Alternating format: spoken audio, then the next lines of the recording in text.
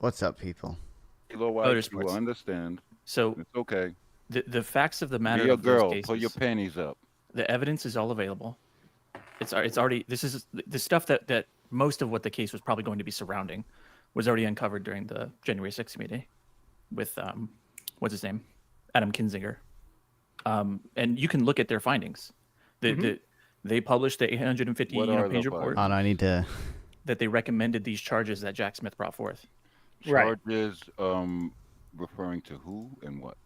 Donald Trump for a conspiracy to defraud the United States, obstruction of an official proceeding, and conspiracy against rights, as well as the documents case. But I think that one probably was a little bit thinner, I would say. Yep. Are you referring to insurrection?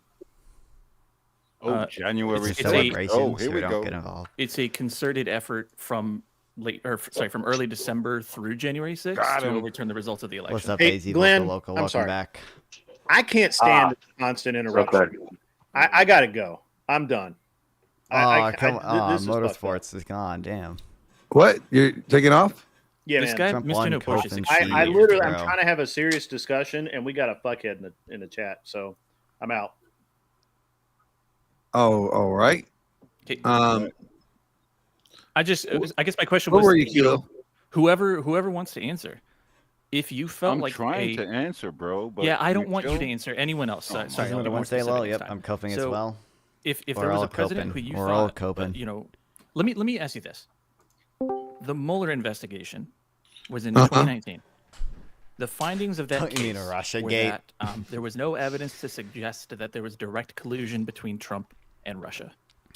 Bro, is that not Glenn, the result bro. of that investigation that you guys would want? They had an entire investigation, and it came out that there was no reason to convict. There was no reason to indict. What about the difference? Go ahead. Wait. The difference here is that when you bring the case, it's automatically he's guilty. This is what he's doing. Yeah, even though there's no verdict. I gave them my. That's the issue. What are you talking? No. Actually, the case is incomplete because which turned out to be the Durham report not as showed wrong that as PPG's, a guy named Danchenko. This goes all the way back to Hillary Clinton, by the way. A guy named Danchenko lived in the D.C. area, and you can go look at this on YouTube. Okay, it's called the Durham reports. He lived in D.C. and they refused to interview him, but he was the one that was connected to Hillary's FISA warrant request. So what the hell? I don't know who this guy is. Hold on, let me ask you guys a question. Where you from? My prediction map was way off. I'm just glad I didn't lose money like PPG. It's irresponsible to stack a DJ on top of a DJ like this. Hold on, Flo. Let me ask. Michelle, look up. Let me spit in your mouth. Damn it. Flo, it's a yes or no question to them. What the Fellas, fuck? can you answer the question? Where you from? The question to you, some dude, is what does that have to do with the conversation at hand about 2020?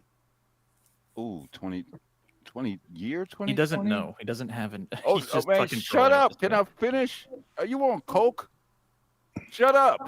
They won't let me in. They won't let me in. Why won't they let me in? So you have an answer for that. They're being so If you stupid. would stop interrupting, you said Except for Kilo. 2020. Kilo's Motherfucker, you've interrupted 20 times since I got here. Yeah, you know what? I'm out, man. These Yeah, please. Thank you. idiot Shit. Thank you. Okay. All right. Sorry, Kilo. Could you reiterate your question one more time? No, that's okay. So my question was, I brought up the Mueller investigation as like an analogy, but I was basically saying if there was suspicion that a sitting president had committed a crime, would you not want that crime to be investigated? Well, absolutely. But the Mueller investigation was before he was president. And No, it was based. Well, I know when it it was started. about But actions before it he was started president, off of the whole dossier. Right. So yeah, and that's why there was insufficient evidence to bring forth charges, right? yeah, but like the question is, what was the point? What was the whole purpose of the dossier, and then selling it, or getting the FBI behind it to look in, like to prosecute? Was it what the question is, was it genuinely to stop a crime that was being committed, or was it to stall, to mislead? Was it to cause? You're aware there were confusion? people charged, right? Like Paul Manafort, who's Trump then, obviously pardoned, but like there were crimes that came out of it, Michael even if they Flynn. didn't find Trump himself Yeah, I like think what was it's it? The former military guy, right? Like Michael he got Flynn. Yeah. Michael Flynn. He got busted for something along those lines. Was that part of the Mueller investigation? I believe it was, wasn't it? Yeah, it was related. Yes. He might have got indicted before. I'm not sure. But yeah, so I guess my response to that is if a president was colluding with a foreign entity and one that we sort of, I guess, commonly consider to be somewhat of an adversary to us, to win a presidency, would you not find that troubling? That would be something that I would want investigated. Yeah, I would want it investigated, but I think like You mean like how Biden did that with Ukraine, and then magically 2 years Maybe later, Biden did. we're That at was war? investigated too. That's What totally about- irrelevant to what we're talking about. Like, Yeah, I'm just talking about Trump and Oh, and it's totally. Russia. You just asked me about a president, air quotes, not a specific one.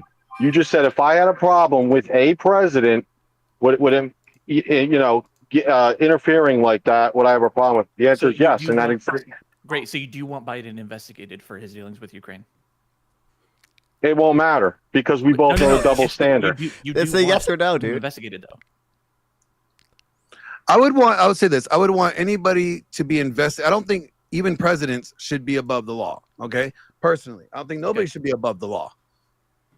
Yeah, I agree. Okay. How Well, I convenient mean- to I hide mean- behind a I mean curtain that- when you know you have the full protection of the three-letter agencies. How convenient. Well, why is that? I could say the exact same thing about Trump, who just like basically begged the Supreme Court to hand down a criminal immunity decision. What are you talking about? Yeah. Beg the Supreme Court. Yeah, okay. Yes. Yes. By he the way, I mean- the Supreme Court said in the act of the presidency, it's not total immunity. it doesn't matter. For any So, first of anything all, within this core constitutional authority is absolutely immune, unreviewable. Even can't even be used as They evidence. In Is the my act understanding. of they basically handed down that if it was in an act of being the president, so not in an act like you could be criminally immune from like if you did something while you're going to the grocery store, like buying groceries or something. But anything else that's related to just your duties as a president or whatever, it doesn't even matter if it's like official or unofficial. He has criminal immunity. It didn't seem like they were saying it as long during your time as president. If you did anything, you are free to go. That's Well, anything essentially what that's it within says, this core yes. authority. Yes. But an example of where this falls flat on its face is like, for example, SpaceX is currently getting run after by the DOJ because they're not hiring illegal immigrants, even though it's against the law to hire anyone who's not an American citizen to work on space technology. So it's Okay. damned if you do, damned if you don't. Great. So I don't know what that has it's anything very to do easy. with I don't know how that's ve- relevant at all. It's very easy. I'll explain. It's very easy for the judicial system to be used as a weapon, as a cudgel to try and go after your political Sure, opponents. sure. The yeah, same Trump way, tried to do this, yeah. Yep, the same Trump tried to way, do it multiple the times. same, He the actually same did way it with where you Mueller, ask but- if an active president was, colluding with a foreign entity, would you want that investigated? That's fair enough. But would you also want your elections to be investigated if there is reasonable suspicion that there's fraud? Yeah, so in order for something to be investigated, there has to be evidence for it. So 63 court Yeah. cases about interference in the 2020 election got brought forth. 62 of them were dismissed. 11 of those were by Trump-appointed judges. So in order for something to be investigated, I'm for it. How many of them There were has to be dismissed without prejudice? There does not have to be evidence to open an investigation. Even the ones that were dismissed on standing were a lot of the times they also looked at the merits and determined the merits were dog shit. And like Yeah, Trump but the also vast had majority, they his, didn't I'm look at pretty the merits. sure Kilo probably knows more about this than me. Trump So, did have an answer the election question. council, right? Didn't he literally do you have an think election that if an integrity election council that found do you nothing? think that an election integrity should be answer the question? Do you think election integrity should be investigated? Yes, Sure, I and it was simultaneously- investigated, Well, and they then found that's nothing. fine. That's yeah, fine. so that's the thing is it wasn't people act and look, I don't want to get into the nitty gritty of like the 2020 stuff specifically because it's really just like you guys are just going to quote some media source that I have no idea who it is. It's just some independent journalist who said something about no, it. actually, there on the Fulton County, Georgia Board of Elections. It's a video. The guy sitting Some on the video Board of was pulled up, Elections. Only a guy who's on the Board of Elections.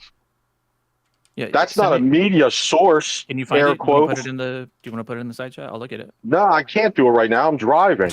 Okay. I don't think you should be doing this if you're driving, but Well, he's No, a he's truck fine, driver. He Ron. has a headset. He's good to go. oh, fair enough. Fair enough. Okay. But yeah, Glenn, real quick, I need to dip. But yeah, just to kind of like round out the kind of the mini rant that I was saying in terms of like what should we expect for Trump to see going forward and all stuff. like I was saying, basically introduce the tariff plan he has, reduce the income tax, put more money in the American wallet. Prices may increase, but they'll still be able to buy at least the same amount of goods. Put more money back in the taxpayer's wallet. And that goes part and part with Elon Musk coming in and being able to shave off at least $2 trillion in government spending. We'd love to see that. Drill baby drill, so America can be an exporter again of oil rather than an importer of oil. Also in terms of with RFK as well, get cleaning up the food source, cleaning up the pollution, food deserts, all that kind of stuff that he said. Also to investigate the FBI and the CIA, because again, that's what we care about, boys, isn't it? You know, government agencies, corruption, all that kind of stuff. Also be very interesting to see what exactly went down in the JFK assassination. Also, with the likes of foreign policy as well, Ukraine-Israel war can be ended. All you have to do is cut funding. And essentially, like I said, Ukraine's going to get dicked because they're going to have to forfeit land, but that's the price you pay. And then it's particularly because America wanted to bring Ukraine into NATO. And then in terms of with Israel as well, Israel can handle its own. You want to debate it? Join the fucking thing. Tarek, DM me on Discord, Tarek. We can debate universal tariffs anytime, okay? Me and you, universal tariffs. Cool beans. Of course. Yeah, cool beans. But yeah, like I said, just dropping off at the moment. And then, like I said, in terms of the foreign policy as well with Israel will be able to kind of hold its own. It'll just take longer without the funding, but that's okay because Israel's basically winning this war.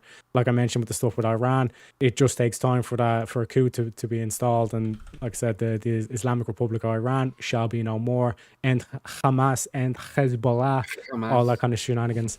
And then, yeah, like in terms of the other members that he brought in as well, like you have the likes of Tulsi Gabbard as well as Vivek as well. They're going to be studs in terms of just like the internals that go on with that as well and lend their expertise as well.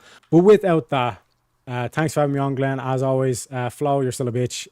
No, kidding. But yeah, take it easy, boys. And yeah, non-found, just hit me up on Discord. I think you added me, didn't you? Yeah, I did. Yep, I already have him. Yeah, cool, Vince. Yeah, just hit me up with that and we organize that. Take it easy, boys. All right, Teriyaki, have a good one. So I just want to clarify what I came in here to talk about real quick. Yeah, go ahead. It's your show, but I wanted to make it clear, like the fact that there's a celebratory response to a case being procedurally unable to continue because by policy the Department of Justice can't indict a sitting president or can't prosecute. Sorry. What's up, Tron? Welcome back. That's not something for like. I don't think that should be something for celebration for you. That should be troubling to you. Kilo, do you stream, by the way? I like these arguments. Well, I do have a channel here. I'll send it. Clutch those pearls. Well, like, okay, if I thought like there was a legitimate crime going on here, right? If I thought there was a legitimate crime that he is doing something illegal that no other presidents were doing or none of the other presidents got away with doing, then I would be like, okay, yeah, throw the book at him. But if Glenn, remember like last time we spoke? This is me. This is my talking. If they're just trying to find anything to try to, get anything to stick at them, yeah, then I'm glad that it dropped because again, if they're not holding the same standard to their own party, if they're not going after Hillary the way that they are trying to go after Trump, if they're not going after Obama for doing similar things that they did after Trump, then yeah, I want them to drop it because it's bullshit. I don't want them to say like, oh, now we're going to start having a standard and now we're going to hold the, we're going to start, holding people to this standard, but we're not going to hold our people to the standard. We're just going to hold your people to the standard. Yeah, I think that's stupid and I think it should drop. So, Glenn, we talked about this the last time, Glenn. Do you acknowledge that Eastman said it's planning to break the ECA? It took you a while to... This has nothing to do with the same thing. This has nothing to do with what Eastman said. Well, yeah, it does. That would be evidence in the case. Well, this had to do with what you said. You said just remember... You said Biden's too old to prosecute. Biden's too old to prosecute. That's not a thing. Oh yeah. I don't think you could. I don't think you could be too old to prosecute. That's not a thing. It's not a thing. He just made that up. Go ahead, Glenn. Because you were talking about because you didn't say which one specifically when it came to Trump. You said 2020. You said Mueller. So, are you specifically talking about a specific case? Sorry to clarify. I was bringing up the Mueller investigation because a lot of people were mad at the time that Trump was being investigated for it. There was a reason to investigate it. The investigation concluded, and no charges were brought forward. That should be an outcome you guys are happy with. No, I'm glad that the investigation didn't bring any charges. But I would say that the investigation did put this dark cloud over his presidency. It did, cause hurdles for him to try to have his president, or to be able to operate the office of his presidency accordingly, without being this whole like conspiracy theory about it, like, oh, he's working with the Russians. Tron, like, oh wait, sorry, I forgot to mute on Streamlabs and not Discord. Just talking to chat. My bad. Go ahead, so I think that like that was embarrassing. They What's did funny, everything Tron, they could to is that even the Her report says there are material differences between Biden and the Trump documents case. Okay. I don't really understand. So I only brought that up. It does also say Biden's old. But it sounds like your response to me talking about the Jack Smith case is, well, if I thought that there was like something substantial, like there was an actual crime being whatever, then I'd be fine with it. So you just think the case is silly then? Yeah, I think the case is silly. I think it's a silly case. Why?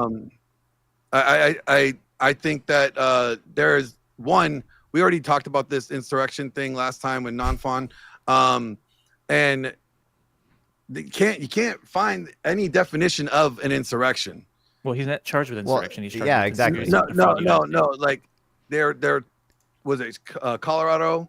They tried to Colorado say that he was Supreme Court. Yeah, that's fine. But you acknowledge last time in the debate, I'm pretty sure you did acknowledge that Eastman explicitly said his plan would violate the ECA. Actually, I said you still accept that. I said that it says so and so number 2 claims that. Wait, what if I could show you an email where Eastman said his plan break the ECA? Would that like you change got your his mind? emails? Yeah, of course we have his emails. The emails are in this document I sent you. January 6th committee findings. So that evidence is all available online. It's in the archives. And secondly, I'm pretty sure there's an email exchange as well where they said they knew that if this case went to the Supreme Court, that the Supreme Court would rule against them 9-0. Which is I don't think it's an email exchange, but I think that's a testimony from Greg Jacobs that Eastman said. Eastman said that they would lose 9-0. I'm pretty sure Greg Jacobs testified that. Yeah. So I mean, okay. Here's the thing, though. Like, don't you think that if this was legit, that they would have thrown the book at him already? Like, he would have already been prosecuted. They were doing what? They were throwing the book at him. These 4 charges are these are pretty serious charges. And yeah, and then first brought forth. So the January 6th committee first of all, it took a while for the information to come out. Then they did an investigation. They interviewed 1,000 people. They reviewed over 1 million documents. Or, I don't know if it's 1 million. It was a lot. And then they finally published an 850-page report months later. Then a few months after that, the charges actually get brought forth after special counsel is appointed. And then the case stalled out. This Glenn guy is absolutely retarded. He can't decision down about read it all. Like he doesn't understand the court didn't rule that there was an insurrection. He flat out denies it, and it doesn't matter if I pull up the ruling that says they ruled as an insurrection. They were throwing the can't book read. at him, He's just and dumb. he's getting away with it. On this guy was on Jubilee, by the way. But nobody said that he caused an insurrection. Nobody's been charged with insurrection yet. Correct. Well, that's not what I'm not saying. He committed an insurrection. I'm saying he committed conspiracy to defraud the United States and conspiracy against rights, which is what he's being charged with. And I think obstructing an official proceeding as well. What conspiracy to defraud the United States? How did he do that? The fake electors. The fake electors plot, the plot to overturn the results of the 2020 election, the plot to defraud, disenfranchise 81 million voters in 2020. That stuff is all. So, and also, just to be clear, that is sort of an ambiguous. They use conspiracy in legal context a lot. Well, yeah, because that's a way to catch all phrase. Like, conspiracy can mean anything. Well, yeah, like conspiracy to commit murder. Well, did you commit murder? If I direct someone to commit a crime. I'm not guilty of the crime, but I am guilty of conspiracy to commit the crime, right? So in the case of like one aspect of it that's definitionally illegal is them directing the electors to use forged government documents, right? But they didn't forge the documents or like use them themselves. They just directed people to do this. So that's a conspiracy charge, right? Well, yeah, I think that would be a conspiracy charge. Yes, so he's being charged with conspiracy against rights, conspiracy to defraud the United States, and obstruction of an official proceeding. Yeah, I mean, I don't know. Honestly, like you would think that he would not be able to run for president. You would think that they would have made sure that even if he won, he would not be able to get in to hold office. Like, well, there's no. These are all very flimsy charges. Conspiracy is a very flimsy charge with a low threshold. of proof. I don't know if it's a low threshold of proof. Case. You'd have to get convicted by a grand jury, but like, sorry, I forgot what Glenn just said. Well, I'm just saying the same thing. I just don't really see like how, if they were going to get him, like they had 4 years to have him in court, to deal with all of this, to make sure that he couldn't run or whatever. Obviously, the courts didn't agree with it. He got charged. I thought the hearing that he has coming up was for the 44 counts of fraud that had to deal with the money and Stormy Daniels. Isn't that what? I'd have to look at the timeline. You're saying the courts the trial had not started yet. So I'd have to look at the exact timeline. To my knowledge, there was a trial date set for this year, sometime around now. Then also the January 6th committee already ran through their trial, and they actually would have convicted Trump, except Mitch McConnell doesn't understand the Constitution, so Republicans thought that they couldn't impeach Trump that after he had left office. That's a January 6th committee with almost no Republicans on it, which is highly unusual. Do you know why? Highly unusual. Do you know why there were no Republicans in that committee?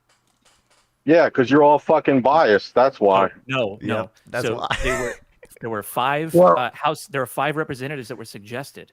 2 of them were subjects of the investigation, Jim Jordan and Jim Banks. So Nancy Pelosi said, we can't approve this. There's a huge conflict of interest. It's incredibly improper. And Kevin McCarthy said, okay, well, we're just not going to send anybody, which is an intentional way of tanking the reputation of the committee. Yeah, what happened to Kevin McCarthy?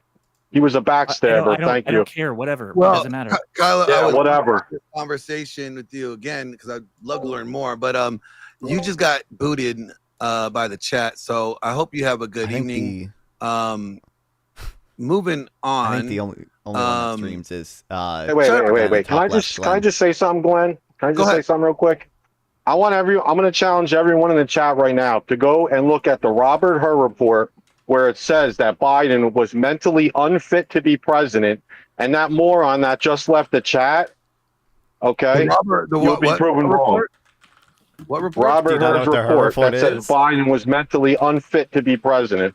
He called me a liar. It's absolutely true what I said. That's not what that. First of all, that's not what the Hur report says. But second of all, do you acknowledge the Hur report also says that there are material differences between the documents case that Trump had and Biden's document case and Pence's document case? Got nothing to do with my claim. Nothing to do with my claim whatsoever. Okay, well you're kicking the can. I refuted your first claim. We can pull up the exact quote, but the quote is he didn't want to prosecute Biden because he said Biden would come off as a well-meaning old man to a jury. If you're a prosecutor, what did I say? He's too old to prosecute. Thank you. Well, it's not the. You said that he was mentally incompetent for office. That's not what the report says. All the report says is that he would come off as a well-intentioned old man to a jury. Go ahead and rewind it. Go ahead and rewind the stream. What was my first statement? He was too old to prosecute. I was called a liar. Thank you. Well, it's not too old to prosecute. I don't know exactly what you mean by too old to prosecute. Yeah, but, that was an unclear phrasing. Yeah, but you also said it was mentally incompetent. You guys played a stupid game where you like to generalize everything. He's actually not too old to prosecute. The prosecutor doesn't want to prosecute somebody that old. They're different things. Exactly. Yeah. Unbelievable. So, here's I got the Robert Hur report. I actually know of a case here in Illinois where an elderly old man stabbed his wife that he was married to for 40 years. And because he had no criminal record or anything like that, he essentially got away with murder and was just I don't remember if they charged him or if they charged him with something crazy lesser, but there was the whole reasoning of basically he's an old man, he's 80 years old, what are we going to do, toss this dude in jail? And it was wild. Do you know what page Mr. that where it says he's too old? No, you can look at the video on YouTube. Go to YouTube, you can find it. Oh, there's a video on it? All right. Yeah. Wait, why are you going to YouTube? No, just look at the report. What type of fucking retardation is? I don't know exactly where. It's the too long that don't read. He asked me if I had the report in front of me. I'm driving. I have the report. I just didn't see. Glenn, go to page 15. Go to page 15. On the Robert Hur report? Yep, go to page 15 to prove my point. Okay. I don't know exactly where This is for your point. The exception is President Trump is. It is not our role to assess criminal charges pending against Mr. Trump, but several material distinctions between Trump's cases and Mr. Biden's cases are clear. Unlike evidence involving Mr. Biden, the allegations set forth in the indictment of Mr. Trump, if proven, would present a serious aggregated facts. Aggregating facts. So, most notable after being multiple chances to return classified documents, avoid prosecution, Mr. Trump allegedly did the opposite. According to the indictment, not only refused to return documents for many months, but he also obstructed justice in enlisting others to destroy evidence and then lied to about it. In contrast, Biden turned in classified documents to the National Archives, and the Department of Justice consented to search multiple locations, including his home, sat for a voluntary interview, and in other ways cooperated with the investigation. So I don't understand the contrast. Like, this guy's saying he's assuming or allegedly Trump destroyed these things, that Trump did this stuff, because the case hasn't been heard yet, right? Well, that's why he's saying allegedly, because he's only been indicted, hasn't been charged. That's why it's still alleged. So this is just like hearsay until it's been proven. Yeah, It's and not yet hearsay. Biden He's just giving you the reason why he's on Biden wasn't audio, charged and Biden Trump was charged. saying that to his ghostwriter that he has the documents, and the three-letter agencies won't release it. And they push subpoenas to get that from them, and they refuse to release it. If you can link something about that, that sounds like a unhinged conspiracy, but maybe that's true. I don't know. Conspiracy? A subpoena, a congressional subpoena to get audio of Biden saying to his ghostwriter that he knew he had documents, classified documents. This is exactly what I'm talking about when I say it's like a double standard, you guys. Yeah, definitely. Well, House Republicans are all you say is conspiratorial. House Republicans are insane. And misinformation. Oh, it's misinformation.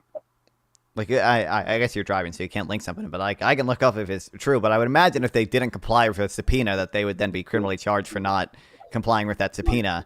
And unlike Trump, Biden doesn't have a record of pardoning people who are convicted of obstructing justice on his behalf. So just check it out. He's got a congressional subpoena for Biden's audio. He's got one out, or he had one out. But to be clear, Yeah, so I want Biden to be investigated, okay? If there was a special counsel going after Biden, I wouldn't want that shut down, okay? Trump is promising to get rid of Jack Smith. Yeah, the only reason why you don't care is because Biden isn't president. He's not president. That's the only reason you don't give a shit. The Biden is president right now. I don't know what to tell you, but okay. So no, it wasn't about him being too old. Well, I gave you almost verbatim the exact quote. It wasn't that he's too old to legally prosecute. It's just that he would come off well-meaning to a jury. No criminal charges were warranted. Oh, let me play it back. Sorry, not loud enough. Here we go. Should have been good news for President Biden. The special counsel said no criminal charges were warranted. But then there was the bad news. You can't indict a sitting president, but he could have been. There could have been charges recommended. And, quote, has diminished faculties in advancing age, unquote. The president called a news conference with 15 minutes notice and faced some tough questions. President Biden, something the special counsel said in his report is that one of the reasons you were not charged is because, in his description, you are a well-meaning elderly man with a poor memory. I'm well-meaning, and I'm an elderly man, and I know what the hell I'm doing. I've been president. I put this country back on its feet. I don't need his recommendation. It's totally How bad is your memory, and can you continue as president? My memory is so bad, I let you speak. Based. Biden defended himself after special counsel Robert Hur put out a 345-page Thank you for the sub. report. The name Biden whoever subbed. YouTube subs really help out right now. If you're watching highly on YouTube, classified information or when he if you're left watching on Twitch, office as vice Kevin president. Scott, Some thank of you the for the sub documents as were well. I kept in the really appreciate garage it. and offices of his homes. But the special counsel also said the president has poor memory and that during his interview with FBI investigators, Biden, who is 81 years old, couldn't even remember the year his son Beau died. Biden sorry, insists AJ. he does Clemendorf remember it fits up. I very appreciate it. It well. really helps it a lot. How in the hell dare he raise that? Frankly, when I was asked the question, I thought to myself, wasn't any of their damn business. My memory is not good. My memory is fine. My memory, take a look at what I've done since I become president. None of you thought I could pass any of the things I got passed. How'd that happen? You know, I guess I just forgot what was going on. Based. Mr. President, for months when you were asked about your age, you would respond with the words, "Watch me." Many American people have been watching, and they have expressed concerns about your age. That is your judgment. That is your This is according to judgment. public That vote. is not They the expressed judgment of the concerns. press. But at the end of the news conference, when he was talking about the Middle East, the president referred to the president of Egypt as the president of Mexico. Biden's lawyers this morning are defending him. They call the special counsel's report unfair. In a statement, they write, the president's inability to recall dates or details of events that happened years ago is neither surprising nor unusual. So it seems like, you know, they were talking about that he didn't get charged because of his age. Well, that was one mitigating factor. Yeah, it said, like I said, the report said that he would come off as a jury to a well-meaning old man with poor memory. Yeah, I didn't dispute that point. I don't know what point you think I'm disputing. Well, when it comes to the Jan 6 stuff, right?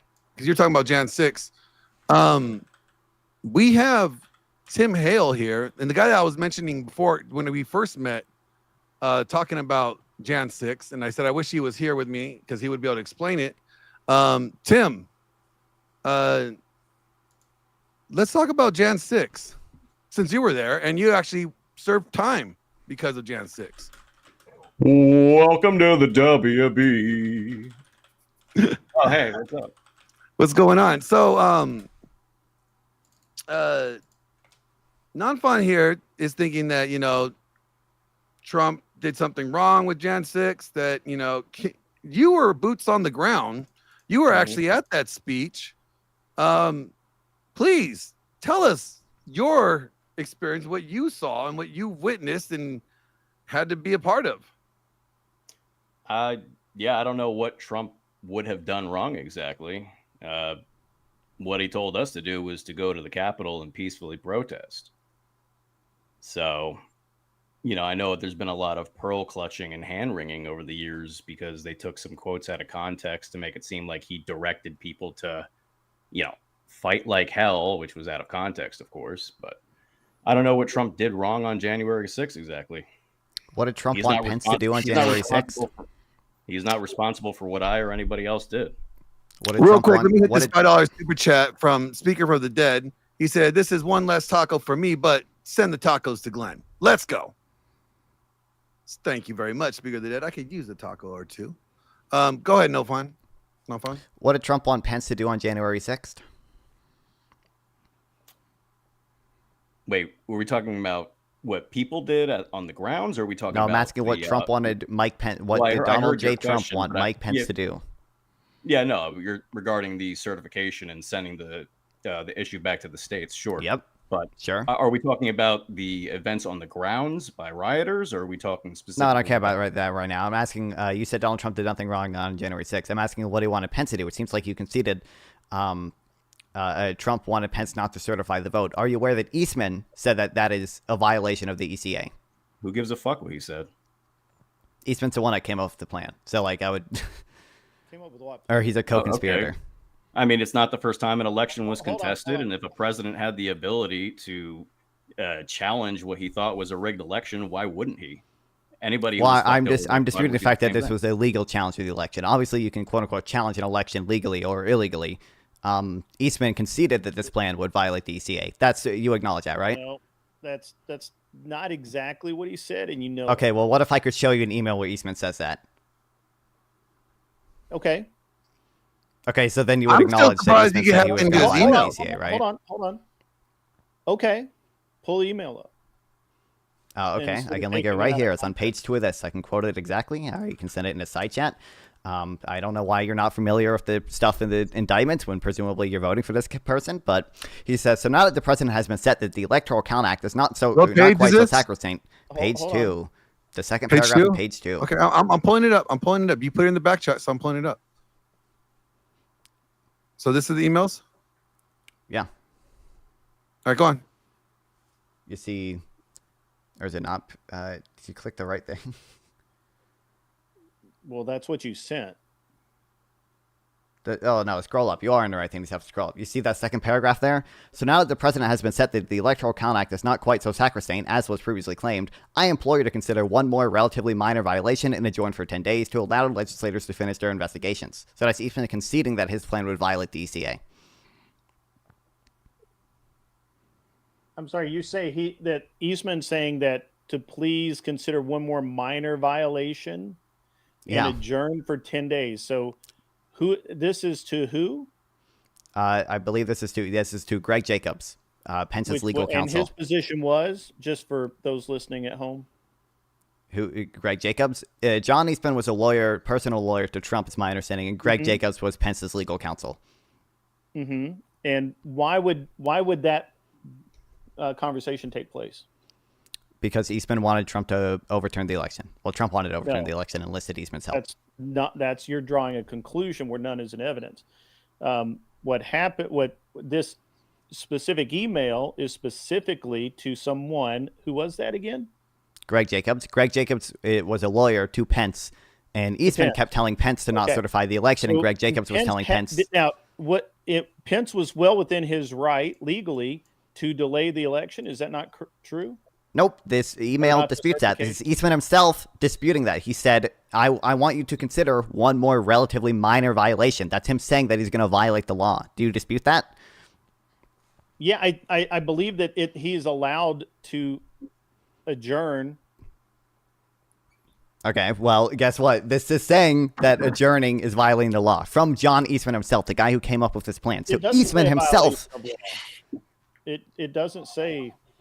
He says, I implore you to consider one more relatively minor violation and adjourn for 10 days. That could be a violation of his mental state. That could be a violation of anything. Can you not read? I can read.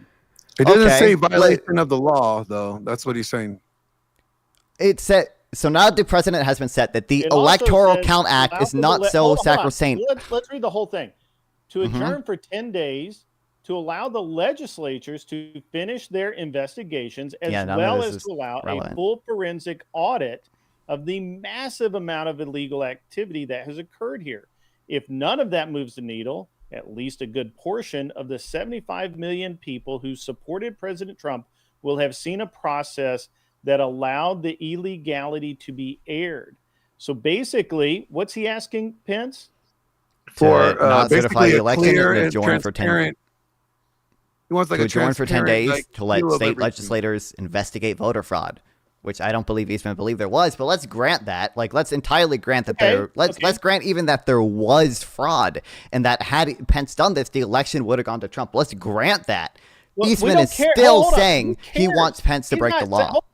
Again, sir, I like you. You're a pretty decent guy, but you like to draw people's conclusions for them, and they're not in evidence. He's saying, hey, this needs to be looked into. Let's look into it so that there cannot be a question going forward of whether or not we did enough. Right? Is that an accurate statement? I don't believe so. I believe what this is saying is that Eastman wanted Pence to break the Electoral Count Act. That's the point I'm trying to prove. I understand it doesn't help your point. I'm saying, is that an accurate statement or not? I understand it doesn't help your statement, but I'm asking repeat the statement. I don't think it's particularly relevant, but repeat it. Is what he is saying, if I am to paraphrase, boil it down to the nitty gritty, as it were, and to the facts and the facts alone, what he is asking Pence to do, which is within Pence's power, is to delay for 10 days, to adjourn, and to have the legislatures finish their investigations, which is within his right to do, complete the audit, and even if it doesn't move the needle, he says, if none of this moves the needle, if nothing changes, at least the people will be satisfied that you did all that you should do. I dispute the fact that this is within Pence's power. As Eastman says, this would require Pence violating the Electoral Count Act. Okay. Cite me the statute that says it's not within Pence's power to adjourn. The Electoral Count Act. Eastman conceded that this is violating the Electoral Count Act, as his email proves. He says, I want you to consider violating the Electoral Count Act. Like, no, I would like you to point to where it says in the Electoral Count Act that Pence cannot adjourn for 10 days. I mean, it doesn't specifically say Pence cannot adjourn for 10 days, but there are argued by better people than you and I, and it has been found that it was within Pence's power. Not only that, but the alternate electors are a feature of the Electoral Account Act, and Trump having those is not a violation in and of itself. It's not even a real law. It's just an internal rule in statutory form of the House. Yeah, there's no statutory law being broken, but I'm very curious, sir. The Electoral Count Act is a law, but okay. Also, but I mean, you're right. It has been debated by people better than you and me. So, like, here's a memo where Greg Jacobs specifically goes over all the ways it's illegal. If you're interested in that, but I sent it into the side chat. We can go through it. I'm not interested in someone else's findings. I'm interested in what the law says. I understand that you want to feed me things that justify your case. I'm asking you to justify your case and not use everybody else. I quote the law to you. So the Electoral Count Act says that certificates must be open, presented, and acted upon in alphabetical order of the states, beginning with the letter A. That's 3 U.S. Code Section 15. It further provides that no votes or papers from any state shall be acted upon until any objections to the votes or the papers from any state have been finally disposed of. Professor Eastman wanted Pence to break that. Do you acknowledge that? Hold on. Wait. No. Walk that back. What did it just say? What did you say? That any dispute has to be settled, correct? The Electoral Count Act says any dispute has to be settled before they move on to the next vote. Pence did not want Eastman did not want Pence to do that. Were there legislators still conducting investigations? So how could the Electoral Count Act possibly go ahead? No, I don't know because I'm not a legal expert, but I believe that other legal experts have looked into this and said that there was no wrongdoing. You don't understand the plan. So I the plan. Do understand. I think you don't want to draw a conclusion, and you're very focused on it. Okay. Do you acknowledge that in the plan that Eastman had written out that Pence would skip opening Arizona's? I don't acknowledge anything except what I just read, which was, hey, adjourn. Okay, that's great. I can send you the Eastman memo here. So here's. Which was within his power. Okay, so this is point 2 of the Eastman memo. When he gets to Arizona, he announces that he's multiple slates of electors and so is going to defer decision until finishing other states. That is in violation of the provision of the Electoral Count Act that says vote certificates must be open, presented, and acted upon in alphabetical orders of the states, beginning with letter A, and further provides that no votes or papers from any other state shall be acted upon until any objection to the votes or papers shall have been finally disposed of. That violates that. I'm sorry. You were like running away. So how am I just told you this is like such an autistic like level of detail that I'm providing you. I'm providing you the exact statute in the Electoral Count Act that this is breaking in the exact provision in the Eastman memo that. Yeah, I heard you. I just want you to slow down this much so that the rest of everyone listening can listen to it. So you guys see what I pulled up on the screen? Yeah. All right. So this is what the electoral. Wait a minute. Wait, if you're not even familiar with the Electoral Count Act, then like, how are you asking me to like have this have like all the provisions memorized, even though I can actually cite you to provisions that they're breaking? Like it's just an absurd like standard. You're on the like. It wouldn't matter if I had them all memorized. I would still make you explain your case.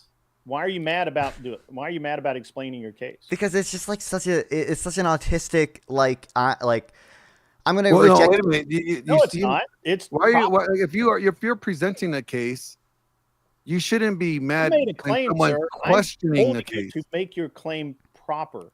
And you're also making claims. You're saying that it was within Pence's power, and you are claiming that this was within Pence's power, and I'm disputing that. And I am saying that Eastman himself conceded Pence did not have the power to do this. This would break the Electoral Count Act. Clint, hold on. I apologize. I forgot. I did not silence my phone.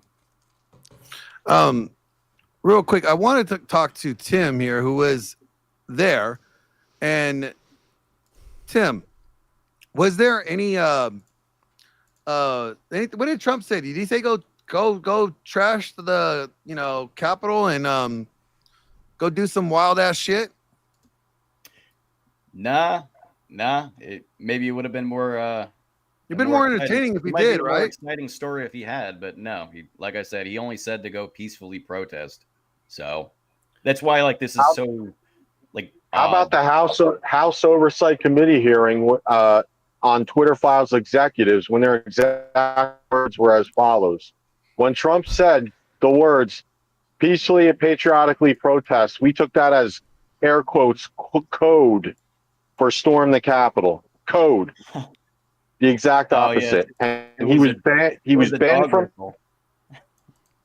saying peacefully. Well, now what about the guy that pulled that fire alarm during a vote? The congressman. Yeah, who interrupted a proceeding. Yeah, he never got charged for nothing. Well, you need to understand the real basis for all this. It has nothing to do with the Electoral Counts Act. It actually has to do with 18 USC 1512. And so the plan was actually to indict a bunch of Trump supporters using a proceeding from the, it's a sub-statute that went back to the Enron scandal. It essentially was called obstruction of an official proceeding. And so from the 80s, you had a statute in the code that was called tampering with witnesses. This was amended after Enron in 2003. And so this sub-statute that was amended basically had to do with interrupting a congressional proceeding. So 18 USC 1512 was basically used during the shock and awe campaign when they rounded up defendants to try to give them some kind of felony, even if there was no felonious activity. Now I know from my time in all of this that there were informants that were planted there that were actually basically junkies that got rounded up by the feds. They got turned out as informants. And these were the first defendants to have 18 USC 1512 placed on them by the federal court under Judge Dabney Friedrich. She was, of course, she's actually married to a guy who was on the Enron task force. And so you can see all the, how the web starts to get connected. I know, Kilo. Does it break TOS so to have a fucking traitor? We can get into the minutia of stupid codified procedural rules or whatever. But I mean, it's really besides the point. You either believe that the election was rigged or you don't. If you do, you think it's justified that someone would challenge, election rigging, or you don't. It's otherwise a boring conversation otherwise. And even then, even if you could prove that some procedural rules were broken, that doesn't make it morally wrong. So I mean, I don't know what the actual debate is exactly. Is the debate supposed to be the John Eastman had an opinion about something, or that January 6th was an insurrection? I'm not sure what the debate is. Right now, I'm trying to... Guys, I dropped out. I'm sorry. How's my mic? Is my mic okay? Mic sounds good, Grid. Okay, thank you. Right now, the point I've been trying to prove is, irrespective of the riot, I don't care. I'm not focusing on a riot right now. The riot could not happen, and all the same arguments I'm making would still apply the exact same. What I am claiming right now is that Eastman himself conceded that that what Eastman wanted Pence to do and what Trump wanted Pence to do would be in violation of the Electoral Count Act. Is that it? That's the debate? Well, it seems like you guys have an issue with that. I never said that. Just, you never. I was the only evidence that you showed to me. It said co-conspirator 2. It didn't say John Eastman. Holy shit! Co-conspirator 2 is John Eastman. It doesn't say that. Nowhere does it say his name.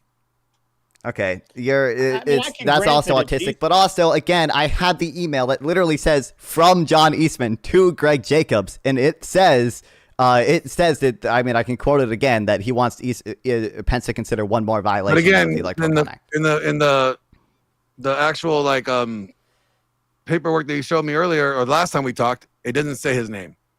Yeah, because it's an indictment and they censor people's names, but we know who they are. No, we don't. They said Yeah, that do you not- every report says possibly these are the people that are indicted, but then no one says exactly their name. Beyond any reasonable doubt, John Eastman. But okay. Beyond, there's reasonable doubt because they didn't say his name. I don't know for a fact. But what are your thoughts on the election? You know, Me? are you mad about the election? Do you think it was stolen? I don't think it was stolen. No, I think it was free and fair. So you think so she lost fair and square, right? Yeah. My understanding Okay. so far, at least. So is your biggest gripe right now about this is like him winning and the prosecutor stepping down or resigning? Really about what? That they can't My biggest prosecute gripe. Trump? Well, not just Trump. I to be clear, I wouldn't care that much if Trump isn't prosecuted, but I feel like John Eastman, Rudy Giuliani, Kenneth Chesebro, Jim Trupis, and Jeffrey Clark all should be prosecuted, and I don't think any of them will be, and that is what I care about. Good. Jeff Clark's a good dude. I met him, so I don't know. Okay. If, you just have a gripe against these dudes, like what? I mean, I believe what are that you mad they about? likely committed criminal conspiracy to defraud the United States, and I would like to see that investigated. But also, I don't care if Jeffrey Clark's a good dude because I believe he probably committed. I want criminal Hillary action. Clinton jailed. I want Hunter Biden to honor a subpoena that he did not. He just walked out on a congressional hearing. You know what else I want? I want Obama. I want him up there. Let's do that, and then we'll talk about a fair trial. Okay. How do you? My understanding is that Hunter Biden is likely going to prison. I don't remember exactly if he was charged for that. Was he charged for that walking out of Congress? What were you saying, Mister? No, I was just saying that Hunter Biden, Hillary Clinton, Joe Biden, Obama, and a slew of others, Menendez, all these people get away with this stuff. And you're worried about these three guys. See, this is the funny thing to me. They like to paint this picture like all politicians are clean except for Trump. It's just ridiculous. They've all got, into power somehow through nefarious means. And that's the truth of it. But you want to play the nitpick game and because he's not on your side. That's it. Not true. I don't think Menendez is getting away with it, first of all. I don't think Biden is getting away with it, second of all. I want all these things investigated. Hillary was investigated by the FBI twice, to my knowledge. I don't. And the FBI and I believe the FBI, agreed to prosecute her. And my understanding is the FBI did not recommend charges because they couldn't prove any willful intent. Is my understanding. So I think that was that Comey's. I think that was his Comey, recommendation, right? Yeah. Well, that was Comey said he was reopening the investigation. Mister, don't. But I think he had already been investigated something before on that earlier, right? Yeah, well, I don't have it with me right now, but Comey, yeah, go ahead. He was saying that he found that I believe he did say there was sufficient evidence to charge her, but they recommended that they wouldn't. It's so interesting to me how, guys like Clapper who lie under oath, by the way, they magically, when you have a D next to your name, there's no recommendation for prosecution, like none. I mean, you're like Trump wasn't recommended for being prosecuted after the Mueller report, right? Like, I don't think this is like a super clear double standard. Here's a question: how do you feel about Trump pardoning, I think, 5 different people who were also charged with like obstructing subpoenas on behalf of Trump? Like Paul Manafort did this, and 4 other people I forget the names of right now. I think the president has the right to, do that while he's in office, right? He has so many people he could pardon. I mean, I agree. You can pardon anyone. Yeah, I don't agree that so makes it a good thing to I do. don't even know why he Biden could Biden could pardon his son. I don't think that's a good thing to do, though. And he probably will pardon his son. I kind of doubt it, but I mean, he's not gonna let his last living son go to prison. I doubt it. I highly doubt that will happen. I think Biden's just a better man than most Republicans are. Okay, I think they don't apply. Really, the same... Biden's a better man. Okay, explain how Biden is a better man than most Republicans are. Because do you know most Republicans? Well, I don't want to say most Republicans. I want to say more than like Donald Trump and like other, let's say like MAGA Republicans, I guess. But like Biden, to my understanding, do you think Biden stopped like segregating the schools? No, but I don't think Biden abuses the system of government. But he said the he same did. Way. But he has said he did, right? Okay, that's great. That'd be evidence of him lying, which I'm not. Oh, disputing so he's a liar. Biden So he's not better than most Republicans. He's a liar like everyone else. Well, obviously there are different degrees, right? Like there can be worse murderers, right? They're all murderers. They're also bad. Murderers are murderers. There's not better murderers. There's just murderers. I would dispute that. I would say obviously someone that murders someone because they have a brain tumor is different than someone who murders 15 people because he doesn't like gay people. I dispute that those. You saved the kitty cat and you didn't kill the kitty cat doesn't make you a better murderer. You're just a murderer. You're still a murderer. Well, I mean, maybe we have different values, but I would say clearly there can be some better murderers than others, even if they are all still bad. Again, if someone murders someone because they have a brain tumor, I would not hold them as morally reprehensible as someone who murders 15 gay people because he really hates gay people. I don't view those two people as equivalent in my view. Maybe you dispute that, but I think they're like, I don't think Biden abuses the government the same way that Trump wants to do. Trump got rid of the Mueller investigation, or tried to pardon all the people who were obstructing justice for the Mueller investigation. My understanding is that Trump got rid of the Egypt investigation when he allegedly, never proven obviously, allegedly I think took $10 million from Egypt. His campaign did. And there are, whereas like Biden, what's insane is that the Biden documents investigation was opened later than Trump's and concluded before Trump's. And Hunter, his DOJ has prosecuted Hunter Biden. Maybe he'll pardon Hunter Biden at the end. I don't believe he will, but it's a chance of that. I won't dispute it. Do you think what I don't think Biden, Trump would do any of those things. Do you think Biden should have been prosecuted? Prosecuted? Yeah, didn't he? They did an investigation to indict him. They didn't bring up charges. Well, you can't indict a sitting president, right? He did break the law, correct? Yeah, my understanding is he probably broke the law. Yeah. Should he not face charges? I mean, there are mitigating factors here that I don't believe makes him. I don't believe. I probably don't. It's not. Here's what's funny to me.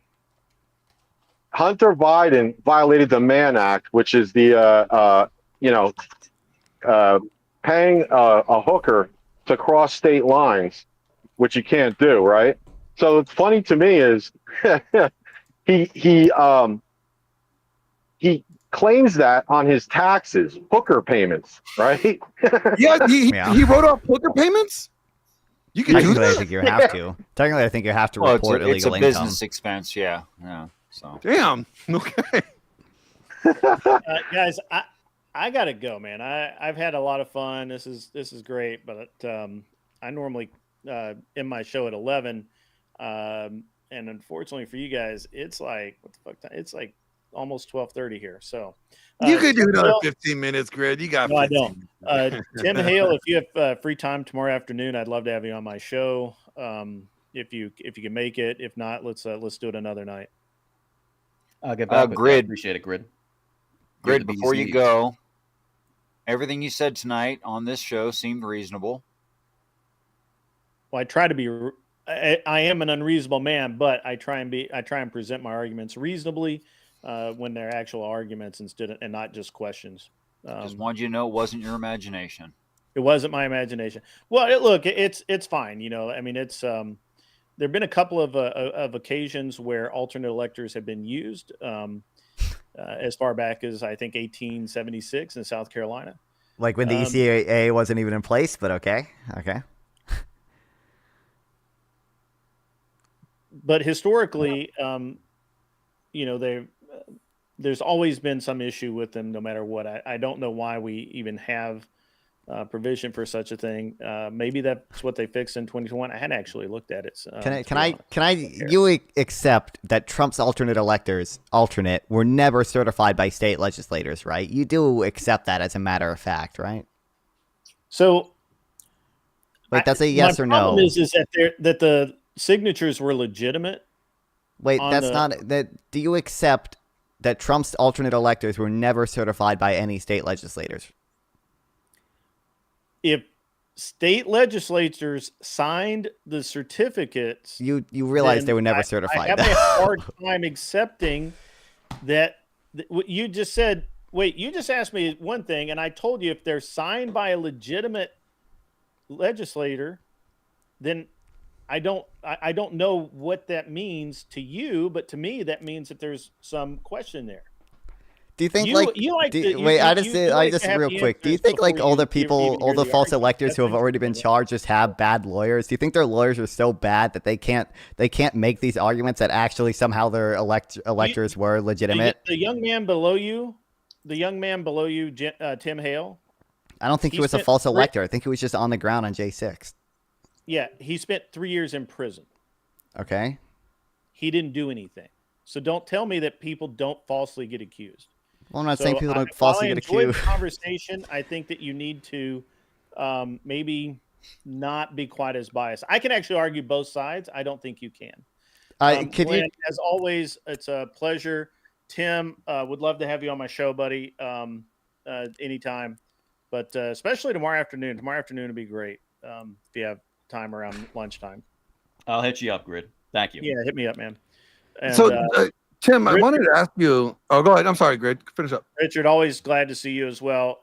Guys, have a great night. I'm going to bed. Keep in touch with yourself.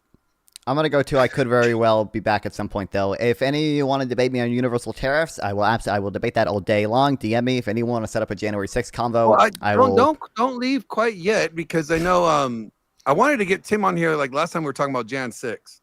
I'm not interested in what Tim has to say, because I'm not interested in the riot aspect of January 6th. To me, that's the least relevant part of January 6th, is the riot that happened.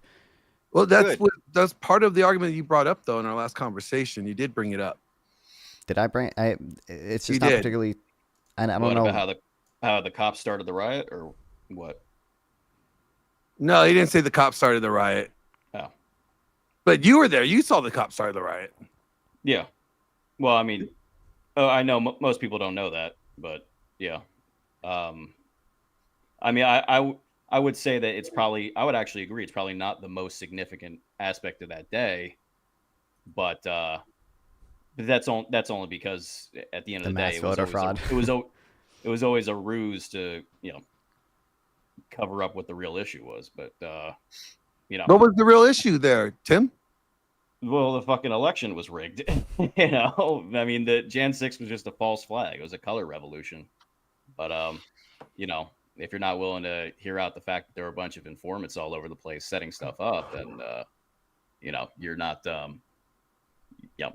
You're not. I mean, it just depends on how far you're willing to go. If you can acknowledge the fact that there were a bunch of people there setting people up, well, then the logical conclusion might just be that it was part of a grander narrative. But again, unfortunately, for like 3+ years, the average person has just seen like stupid 20-second clips of someone breaking a window, and they actually don't even know half of what actually happened that day. So. I agree. A lot of people don't know half of what actually happened that day, like the fact that Eastman wanted Pence to break the ECA. Okay, I gotta go because I just started my stream and I want to go over a few things. I could very well be back depending on how late you go, and I'm sure I'll hop in tomorrow or whenever you next stream. Anyway, sounds good. Take it easy. Keep in touch with you, for sure. Payment specific. What the fuck? It's just so infuriating to me. Oh my god, they I'm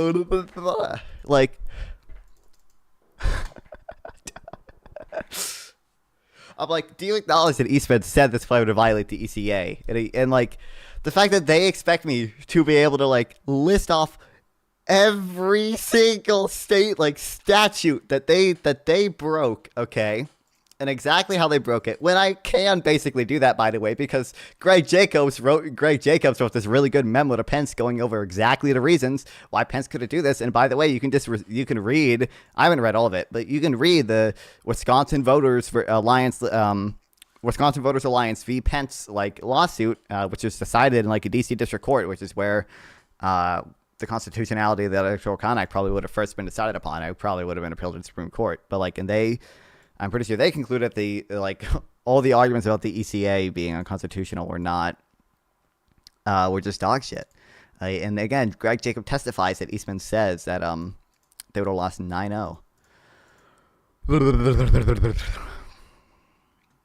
Also, I don't think any of those documents. I know that's another thing. If it should just be so unbelievably simple to say do you acknowledge that these documents were not signed or were not certified by any state legislator? It should just be yes. It should just be yes. Obviously that's the case. But yeah, I don't even know what it means by signed by state legislators. You're just mad at Trump won because you're true. Thank you, Carter, who is gay, by the way, chat. Just so you guys know, Carter is gay. He is a gay male. He has sex with men. It's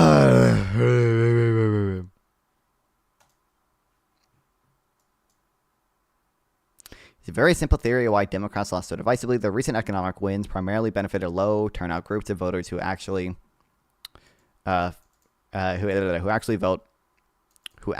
felt they were harmed. Oh, the people who actually vote felt they were harmed. Oh, sure. I love this graph, the unexpected compression. Yeah, I don't know. I've been thinking about Kilo. I think you did a really good job. I was about to start my stream, and I wanted to complain about the fact that I think there are 5 people who I like to see prosecuted, who are almost certainly not going to be prosecuted anymore. Even if they didn't end up being charged, I would really, really like to see the cases continue. Okay, Rudy Giuliani, John Eastman, Kenneth Chesebro, Jim Troupis, and Jeffrey Clark. Those 5 people, I think, should be prosecuted to the full extent of the law. Okay, maybe there's some legal argument that says maybe one of them or 2 of them get away. That's fine. I just want to see the cases continue against them. But now that will almost certainly never happen. And I saw, I just clicked on Glenn's stream because I was just curious what was happening. And I saw you were talking about Jack Smith, and I was like, let me fucking get in. I think you made some really good arguments. You probably yeah. I don't know. I've been considering. I didn't read every single Jack Smith case. I've read a decent amount of stuff on it. I don't know if it'll be worth it because I don't know if these debates will continue happening. But maybe I should just keep reading all the Jack Smith things and just be if these people don't get prosecuted, I'm going to shoot myself. It goes away if we move on. Yeah. I'm hoping at least, I think what's most likely to happen from what I read is that, a lot of the cases will be dropped, but I think, Jack Smith will likely put out just a collection of all the evidence against Trump. I'm going to look up Jack Smith. I read a few things, even though we all know basically what's going to happen. That's what I'm hoping for, yeah. They're in life support and likely to end even before the inauguration in January. On the campaign trail, now President-elect Trump has vowed to fire the special counsel Jack Smith on his first day in office, but Trump would not need to dismiss Smith or any new DOJ officials to fire Smith in order to end the criminal prosecutions. In 2000, a lawyer in the Justice Department's Office of Legal Counsel, which advises the federal government on its powers and boundaries, concluded that a sitting president could not be indicted or prosecuted because that would unconstitutionally undermine the capacity of the executive branch to perform its constitutionally assigned functions. And they, both Democrats and Republicans, abide by this.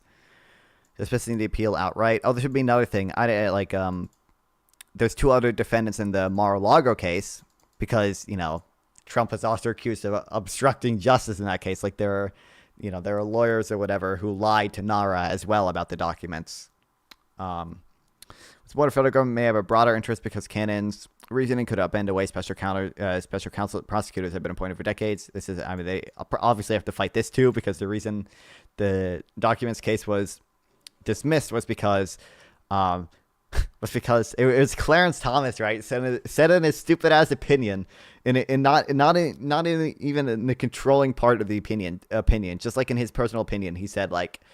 In the immunity thing, it's like, yeah, presidents are immune. Hey, also, by the way, just so you know, I think special counsels are illegal. And then the judge in Florida said, you know what? That's a good point. Okay, I'm going to dismiss this case because I think special counsels are also illegal. Oh, God.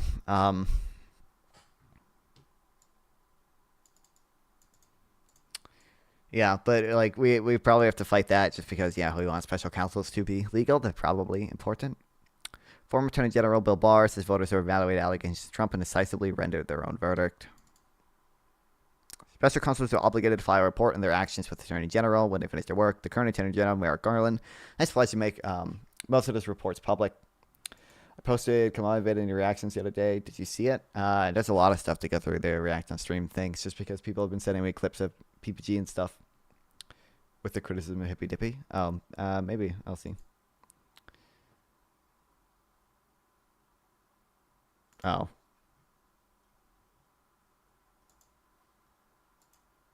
It's an hour long. I don't know if we're going to watch it a full hour long thing, but.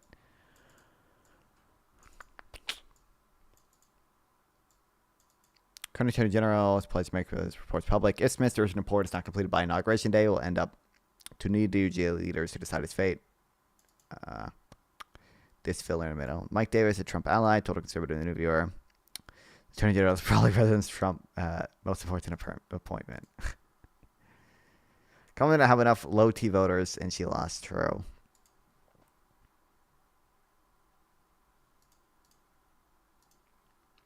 But this is like those how not to get subscribers. What a simplistic take. The tariffs are a threat primarily. The goal is not to impose a tariff. You need balance, and you should be. Then why is Trump? Trump doesn't know what a tariff is. You need balance, and you show the most biased view. It's not even honest or complete. I bet you are a huge Destiny fan. Accurate. Or just ignore the comment section. Serves you no good. Oh, I don't care about the comments that much. Sometimes they're funny. The comments have been shifting more positive recently. Okay, now that like there's, like YouTube. I'm glad in that tariff debate that I did of Tiki Tack. People thought I did good in that.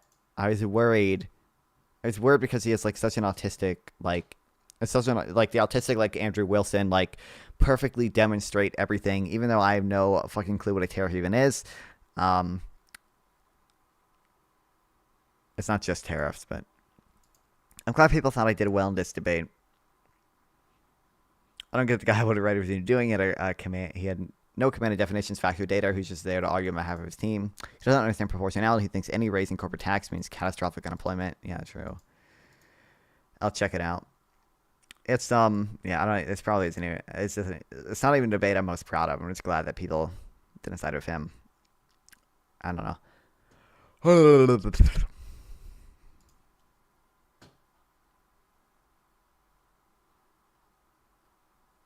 But I'm just, Trump routinely describes Smith's efforts as criminal and suggested he should face punishment.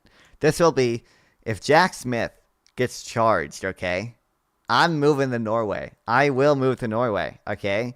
If Jack Smith gets charged, rule of law is dead, and I am moving. I'm moving to Brazil, okay? Brazil has, how many ever murders, okay? At least Brazil was able to put Bolsonaro away, right? Like, after he did January 6, 2.0, Jan 8th, they actually put him away, right? If I look up Brazil, Jan 8th, didn't Bolsonaro do the same thing? I believe he is in prison right now. RP Brazil, yeah.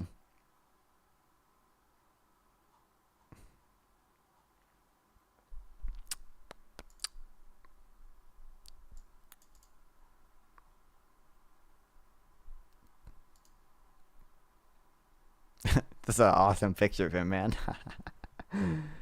Indictment. I think he's away, but charged with money laundering, criminal conspiracy related to undeclared diamonds. What the fuck? Diamonds that he allegedly received from Saudi Arabia while he was in office. What the fuck? This is kind of even more unhinged. What? My man is doing Saudi Arabian diamond heist? Dude, we didn't get that under Trump. Trump is just fucking lame. He didn't steal any Saudi Arabian diamonds. Or what, took them as a bribe or something? Brazil's going downhill ever since the military dictatorship ended. True. Aye.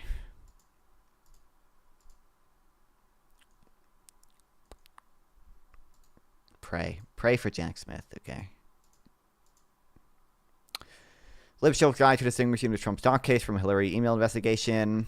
A lot of clinical grade copium recirculating, double standards and unfairness associated with the Trump indictment, but there's no double standard or unfairness.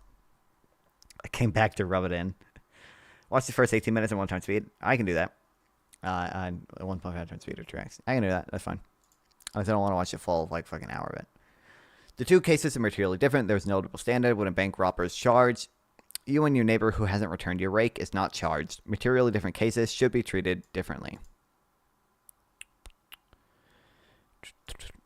It's not fair that I'm grounded and Billy's not grounded. We both are out past bedtimes. Yeah, but Billy was at his piano recital with the whole family, and you were egging houses to establish the double standard parity or greater severity is a test case that must be shown.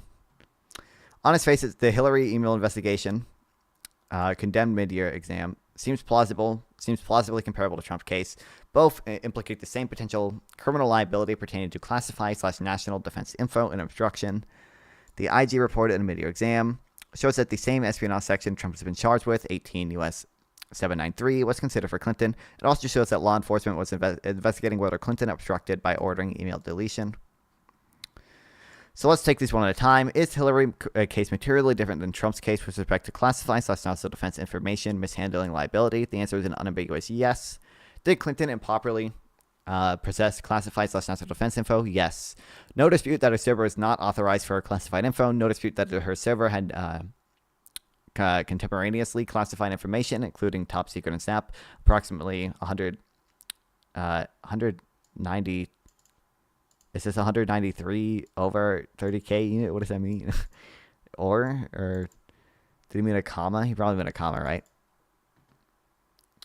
Based on clear facts, in his own word, Trump also possessed class information improperly. Both Trump was charged and Clinton was not. What gives? The law is what gives. The law requires willful conduct. The evidence of the state of mind of an individual is critical because it is not a strict liability offense. Retaining classified information improperly does not violate the statute. Willfully retaining does. But what about the subsection pertaining to gross negligence? Gross negligence is a term of art in the law. Jesus, I can't read. Which the subsection prosecutors understand to be more or less equivalent to a wanton statement. Stopping just short of willingness. This understanding tracks with the DOJ's history of prosecutions was affirmed by the IG report. So to charge a crime, you need willfulness or something pretty damn close. This is a key distinction. The evidence of Trump's willfulness is overwhelming. His own statements and actions condemn him, as does physical evidence and witness testimony. It's overwhelming. He's straight up admitting they're classified. He's telling lawyers to lie about the documents. He's moving around specific boxes with classified info to jerk around investigators. He's warned by NARA and the DOJ multiple times. Trump is 100% aware that he was retaining classified information, and anyone who disputes this is lying to themselves or to you.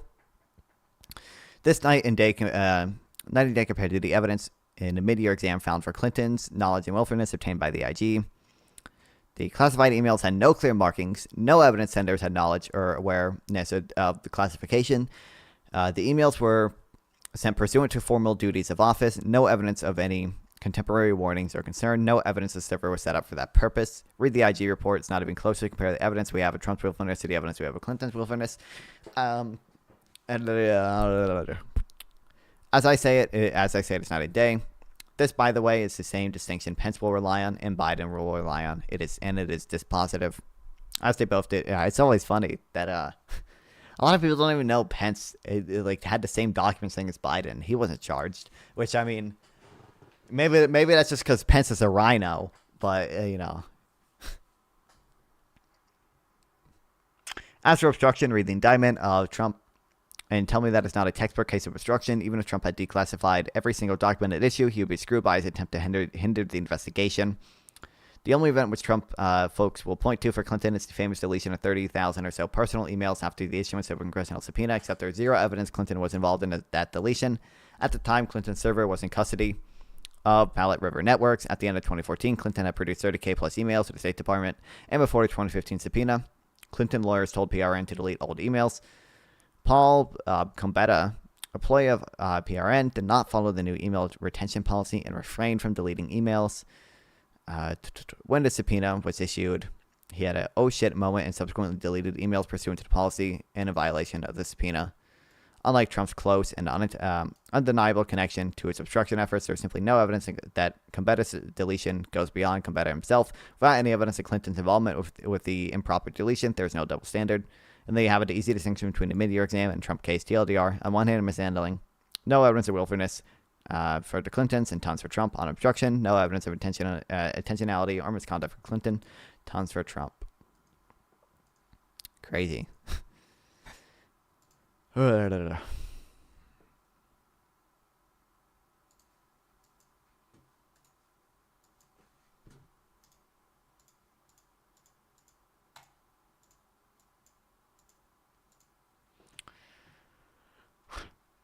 right, I have not seen this yet. I woke up at at 8 p.m. today, dude. My sleep schedule is so fucked. I fucked it before the election even. But Harris did concede while I was sleeping.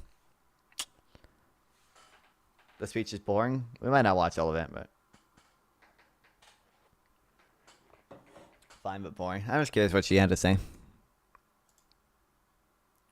Curious if she was based and pulled out the Eastman memo and said, actually, you know what? I think Eastman is right. This abortions can't pay grocery bills. True. Good afternoon. Listen. The good thing is, within a year, okay, Americans will start accepting that inflation is down and unemployment is at a good place right now. They'll start accepting the economy is actually pretty good right now because of the huge partisan divide in the like consumer sentiments, right? It'll happen. Good afternoon. Oh boy. Good afternoon. Good afternoon. Thank you all. Thank you. Thank you. Thank you. Thank you. So let me say, and I love you back. And I love you back. So let me say, my heart is full today. My heart is full today. Full of gratitude. Vibes and gaslighting for is the all we trust need you have placed in in me. democracy. Full of love for our country and full of resolve. The outcome of this election is not what we wanted. How funny guys lost so not bad. I went to what bad we view. fought Then I for, remember you wanted to kill not people what for we getting voted for. vaccinated. What? But hear me when I say, the light of America's promise will always burn bright. For not? That's As just long not kill as we people? never Really? give Were we up, trying to do and that? as Were long we? as we keep fighting. I wasn't there for that Democrat meeting. To my beloved Doug and our family, I love you words. so very much. You remember. To President Biden and Dr. Biden, thank you for your faith and support. Biden would have won. To Governor They Walz kicked him and the out. Walz family, I know your service to our nation will continue.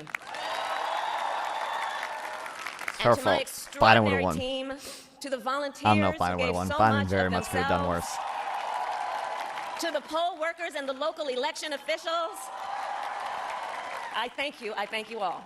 Look, I am so proud of the race we ran and the way we ran it.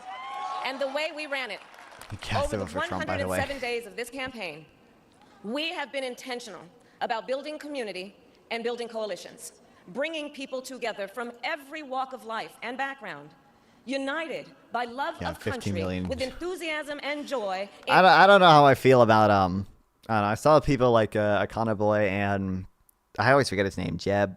I saw like Akana Boy after the election did like a short little panel with Jeb and Dylan and somebody else, and they were talking about the reasons Kamala lost. I don't really know how I feel about it. Obviously we did a bad job, turning out voters. Trump didn't actually I think Trump got less votes so far, at least, than like last time he ran. But the Democrats just did a horrible job of turning out their voters. And there were 13 to 15 million like Biden voters who did not come out to vote for Kamala Harris. I don't really know why.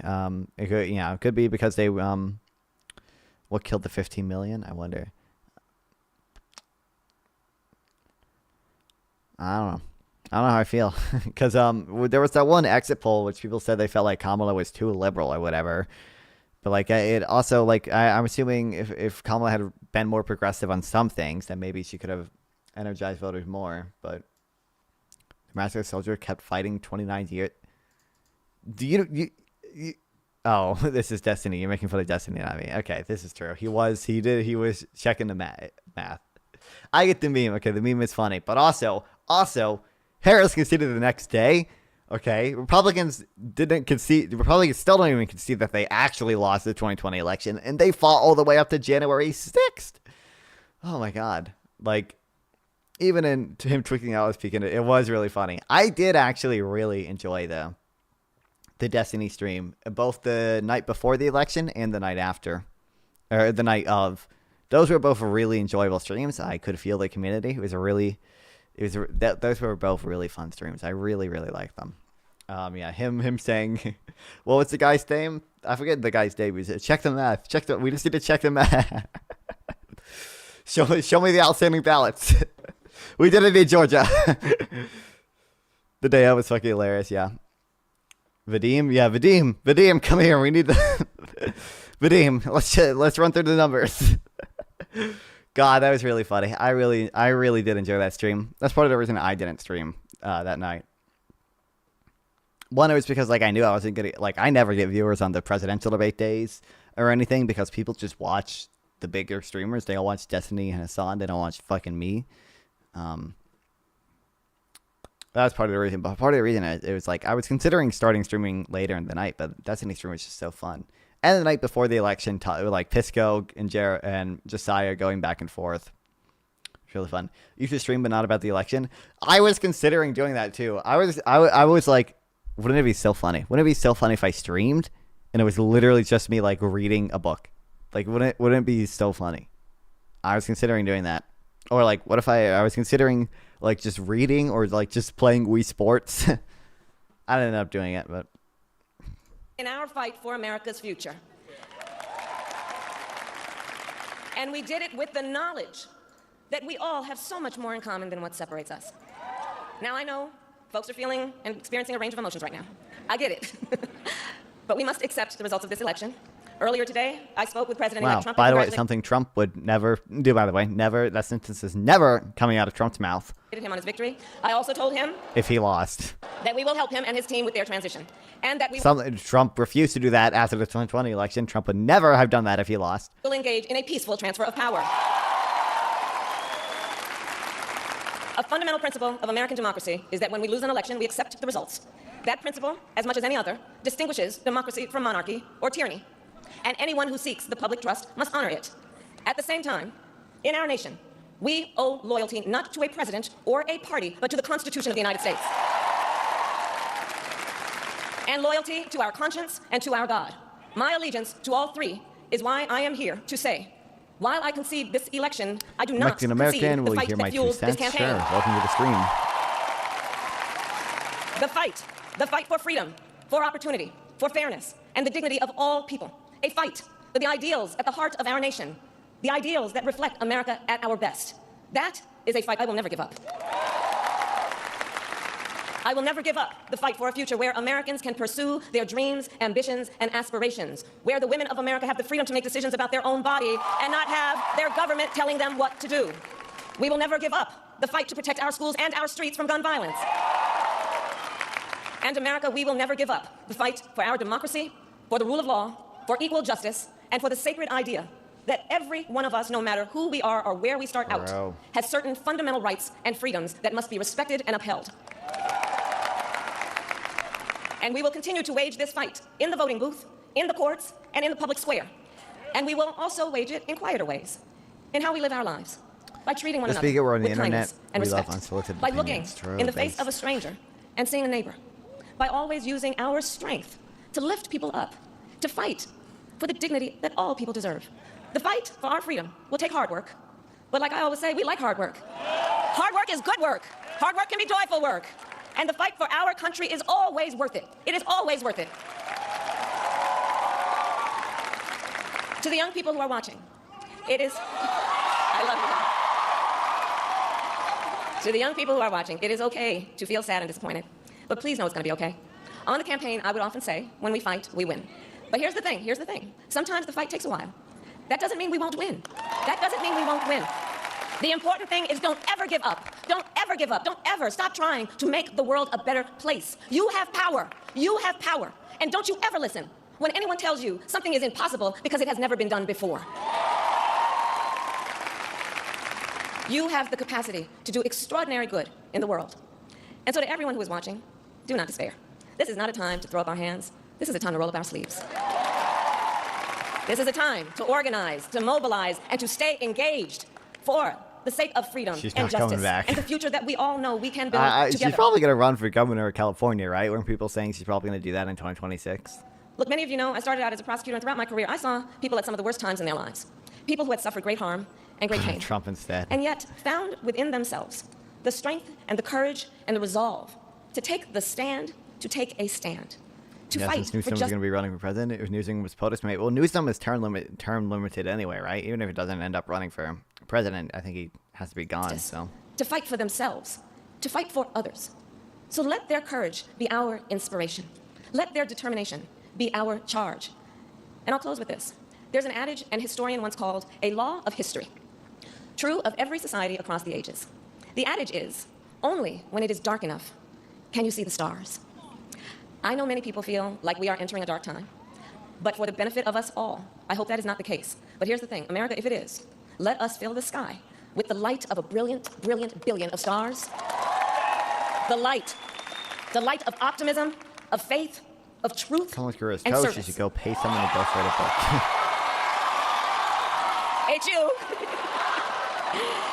And may that work guide us, even in the face of setbacks, toward the extraordinary promise of the United States of America. I thank you all. May God bless you, and may God bless the United States of America. I thank you all. Well, said everything she needed to say, and I expected her to say. Kamala Harris, California governor. I'm assuming there's a good chance you're wrong. With Harris down, Newsom's political stock rises again in California and beyond. About Newsom. I don't know.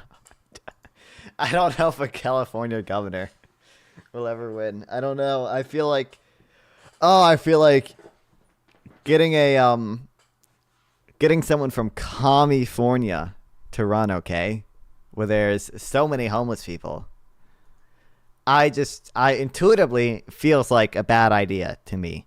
Now, I don't know, like maybe Gavin Newsom is very likable in other ways, and he could overcome it or whatever. Maybe there's some, good. I mean, obviously California is the best, best economy in the nation. Biggest, I should say, but I just don't know. It just doesn't feel like a.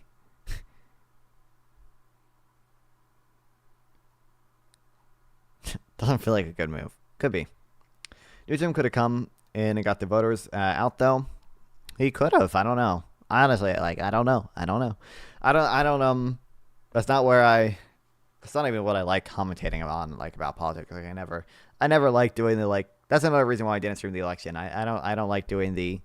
I think it was a mistake for Harris's campaign to do blah blah blah. I don't like some of that. So some of that I don't know what to call it.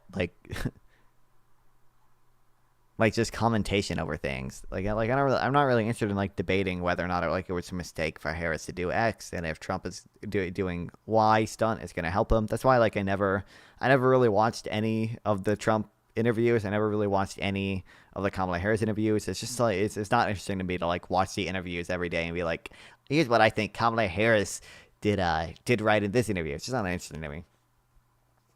Lichtman's reaction was fucking priceless. Yeah, Lichtman was. Oh, it's terrible. It was terrible. It's terrible. Oh, everyone. David Pakman went down. Lichtman went down. Oh. Forgot your keys. He'll have an explanation, though. He'll have an explanation, okay? Oh, does he already have one? Why I was wrong. He was wrong, or so the American people decided. Lichtman, blah, blah, blah, blah, blah. Sudden comeback, blah, blah, blah, blah. Yeah, he said tune in to what happened. They'll discuss what happened on Thursday.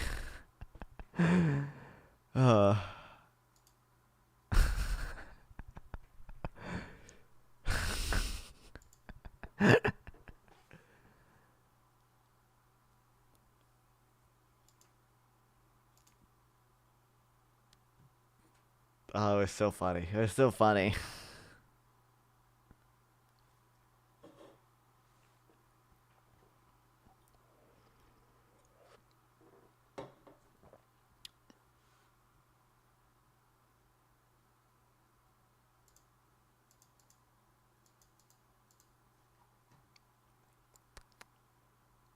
I think she lost. During the last hour, Lichtman and his son analyzed votes in swing states. I think she lost, his son said during the last 10 minutes of the show. I do too, Lichtman immediately responded, and then placed both hands at his temple. Something ridiculous would have to happen. I'm still looking for a Pennsylvania miracle, but I don't think I'm going to have it. Guys, there's still time. Pennsylvania can flip. How many outstanding ballots are there? We just got to scan each of them 10 times. I've gotten a lot of very nice emails, Lichtman told his son, saying no matter what happens, they greatly respect my vote.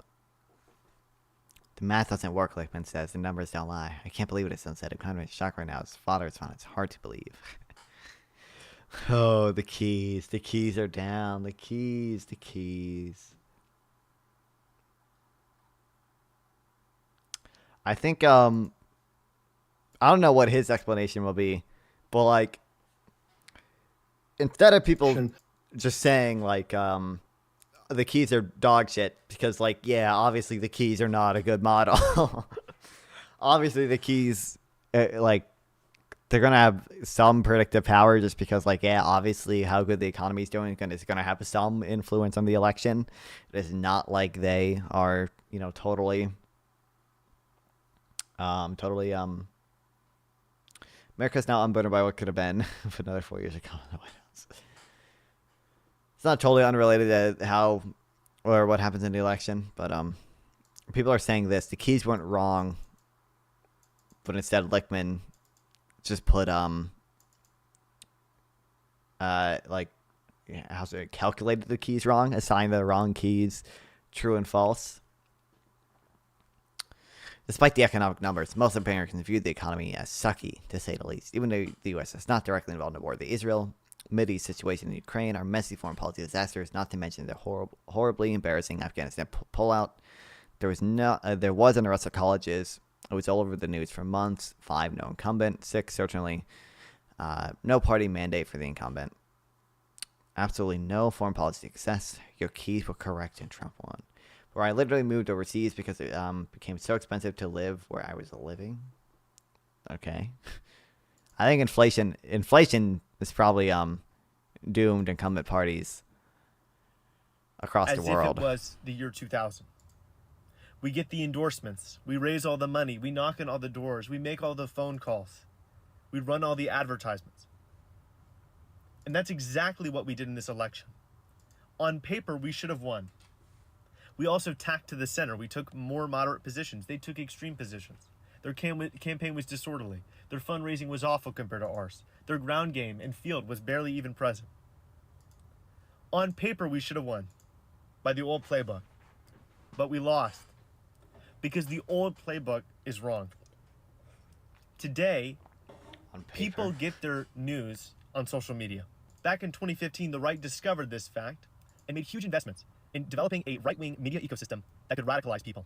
And since then, this ecosystem has only grown exponentially larger. If you look at the top 4, I am the left-wing on Spotify, media. 3 of them are right-wing. Joe Rogan, social Tucker media Carlson, and Candace Owens. ecosystem. If you look at YouTube, left of center content gets absolutely decimated by right-wing content. On Facebook, we get trounced. Even on Instagram, the right is extremely active. When way more people are seeing the right's message, even if that message is extreme, even if it's false, they're gonna be right-wingers. And nothing is gonna change until we fix this problem. Until the Democrats have our own TPUSA, have our own Daily Wire, have our own Tucker Carlson, have our own Ben Shapiro, have our own Matt Walsh. Until that happens, we're gonna we need to put out more Matt content. Walsh. Because elections Matt Walsh should have left. are won these days online.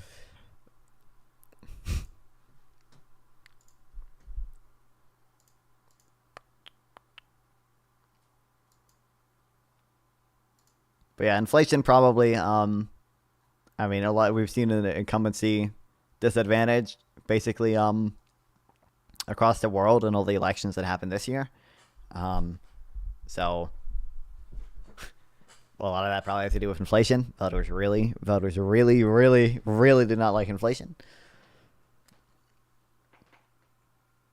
They ran an unelectable candidate. I don't think Kamala Harris was unelectable.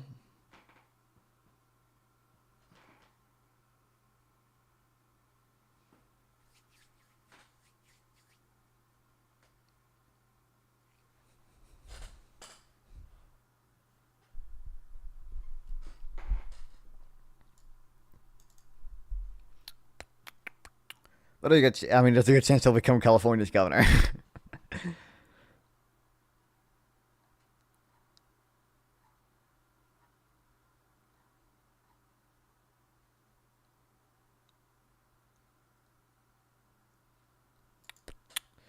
Biden has Ukraine and pardons on mind in twilight of his presidency. You know, the argument for Trump pardoning Hunter Biden, by the way, it's just so Trump doesn't do it. Because you know that if Trump thought that he could get a political victory by pardoning Hunter Biden and saying, look, I'm healing the country, okay? I'm healing the country because I don't go after my political opponents. You know he would do it. And people would eat that shit up. That's it. So maybe the argument is maybe Biden should just pardon Hunter Biden to avoid that situation. maybe you can do that. Just let Trump do it, but it'd be a win for him that you probably want to avoid, right? That's the argument for it. If you're like, I don't want to go, right? It's not like Trump gets another term after. Listen, okay. We're gonna the next election, mark my words, will be Donald Trump versus Barack Obama. We're gonna repeal the 28th Amendment, and it's gonna be not the 28th Amendment, the 22nd Amendment. 22nd Amendment there is no 28th Amendment. We're gonna pass the 28th Amendment to repeal the 22nd Amendment, and we're gonna get we're gonna get Barack Obama versus Donald Trump. No, obviously Trump is probably not going to get another term, but it'd be a win for Republicans in general, which you probably want to avoid. It'd be more likely that Vance would run and win after that. Newsom is third favorite in the betting market for POTUS in 2028, signed by shit. What we already have betting markets for POTUS in 2028? What about 2032? Do we have those yet? Trump isn't even a Republican. I can understand your point, but like the Republican Party very much is Trump aligned now. They're more Trump aligned than in 2016 even. Aussie betting markets, yeah, okay.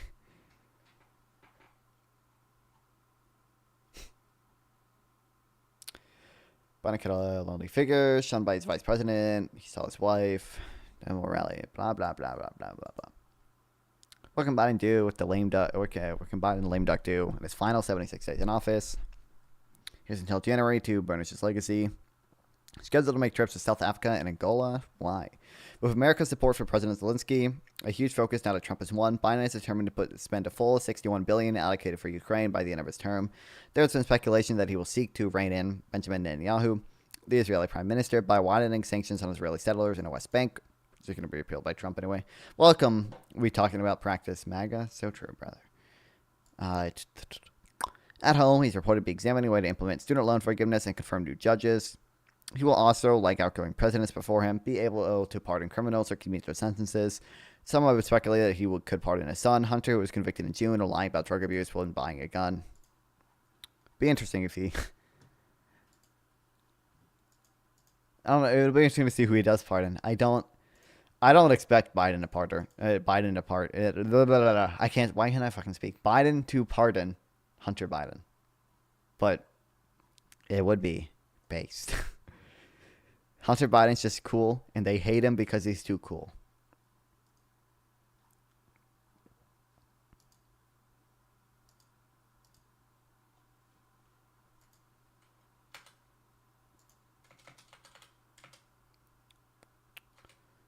What's this guy? Yeah, I'll go through the reaction stream stuff. Hold on. I'm not going to start with that. We're going to...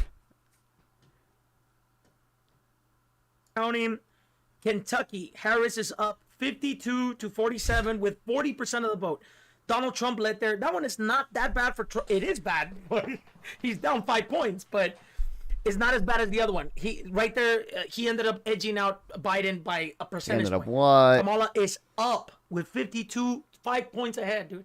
These are the suburban. These are the suburban fucking voters, dude.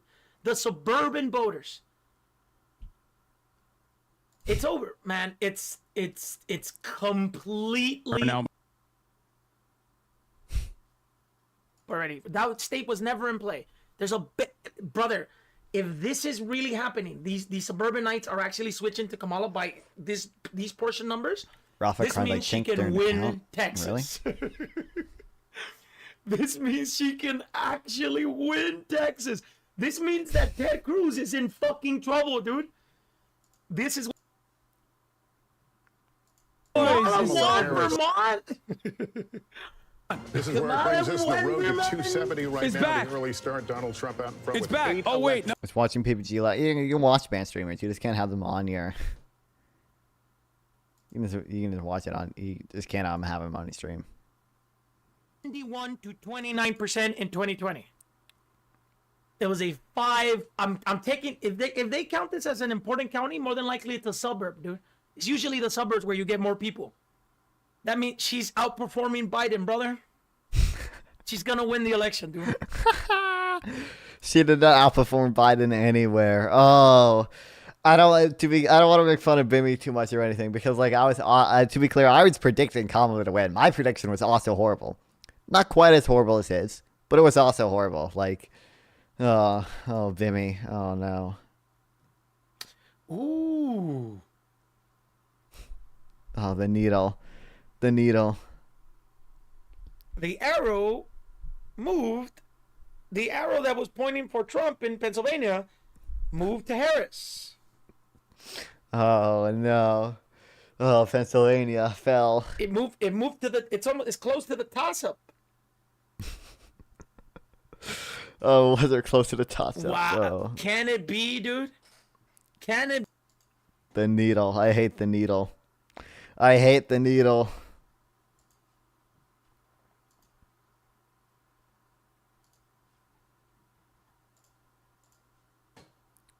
Okay, wait, they didn't give him what they said they'd give him?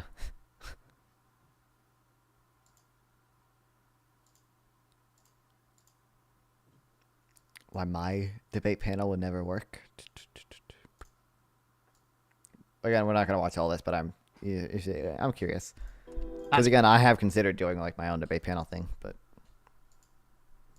funny, that's awesome. Neither do these guys. If you're mean to these guys, they cry too. And just try and figure out why they're working and you're not. The most this guy again site you've literally ever heard. Chad can barely afford a pot noodle. Why did anyone like Danabo talk crazy to them? You're making fun of this small stream of being a loser.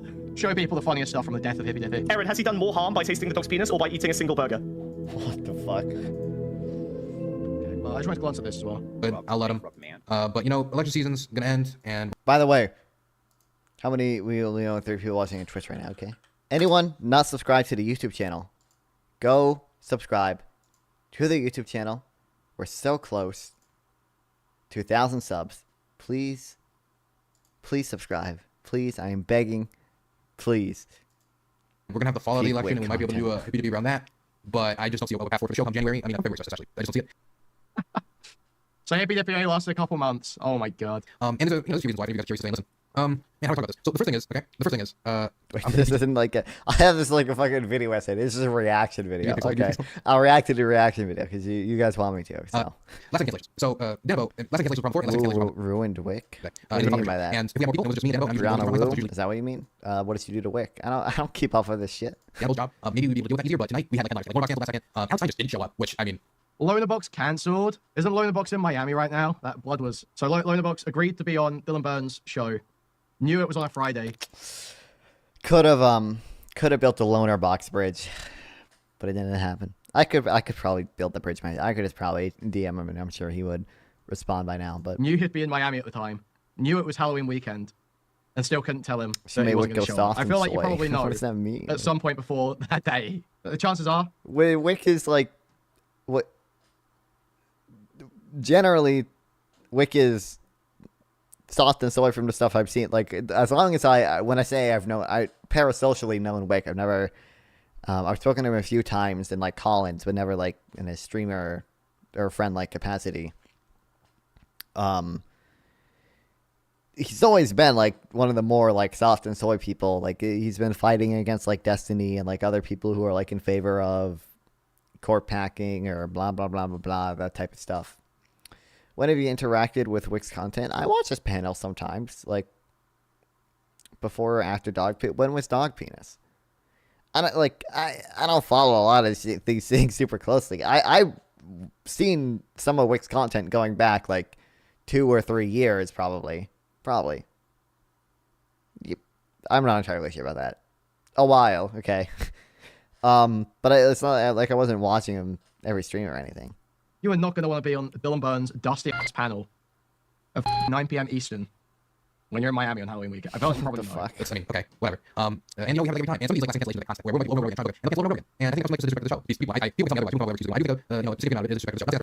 Okay, well, he has Dylan Burns sped up, and I have him sped up, and it's just a shit show. Everybody, but I think that they just it's not disrespect for the show. Oh my god. And take a look in the mirror, though. So it's usually Danabo's job. Maybe we would be able to deal with that easier, but tonight we had like headliners, like Loner Box canceled last second. Alex Stein just didn't show up, which thank God. I did not want to be there debating Alex Stein. Oh my God. I mean, okay, whatever. And you know, we have it like every time. And some of these like last second cancellations are like constant, where we'll invite people over and over and over again, trying to book it, and they'll cancel over and over and over again. And I think that comes from like just a disrespect to the show. To be blunt, people can tell me otherwise. People can come up with whatever excuses they want. I do think a significant amount of it is a disrespect to the show. Not saying that's for everybody, but I think that, you know, it's not priority for them, and they book it, and then we work, and, you know, put them on a show, and it's just not their priority for whatever reason. That's fine. You can do your own content, but you know, if they don't show up and we have to do last second like replacements, you know, it hurts our ability to put on a good show if like our headliners cancel. Like, here's a great example. Lauren Southern was so whiny and so yappy about having to come on, about being pushed to come onto the show that she agreed to. And her reason for cancellation is that she didn't do like enough research. You had the time. If you didn't do research, that's your fault. That's not a good excuse. That means I don't care. I didn't do the research. Like, how do you even like book somebody for that? Like, and then when she did come on, she was whiny the whole time. I mean, not the whole time, but like especially at the start. And like, especially towards the end, she was really whiny. And like, I don't know how you try to use that as an excuse that you didn't do like the bare minimum of like a few fucking Google searches. And then you get that whiny about it. And again, I think that just comes from a disrespect of the show, a disrespect towards the other people who are working to put on the show. And like, you're coming on, and we appreciate that. But don't like sell our effort down the river. And it's not just Lauren Southern. There are others, but like, that's just the example I'm going to use. That's the first thing. The second thing is that it's very difficult to book a lot of the higher profile guests. And some of the excuses will be like, we don't really do debate content, and then I'll see them do debate content. Or, you like know, me, they can't make this big, high they can make it big. And I'm joking. I don't think I've always been, I am,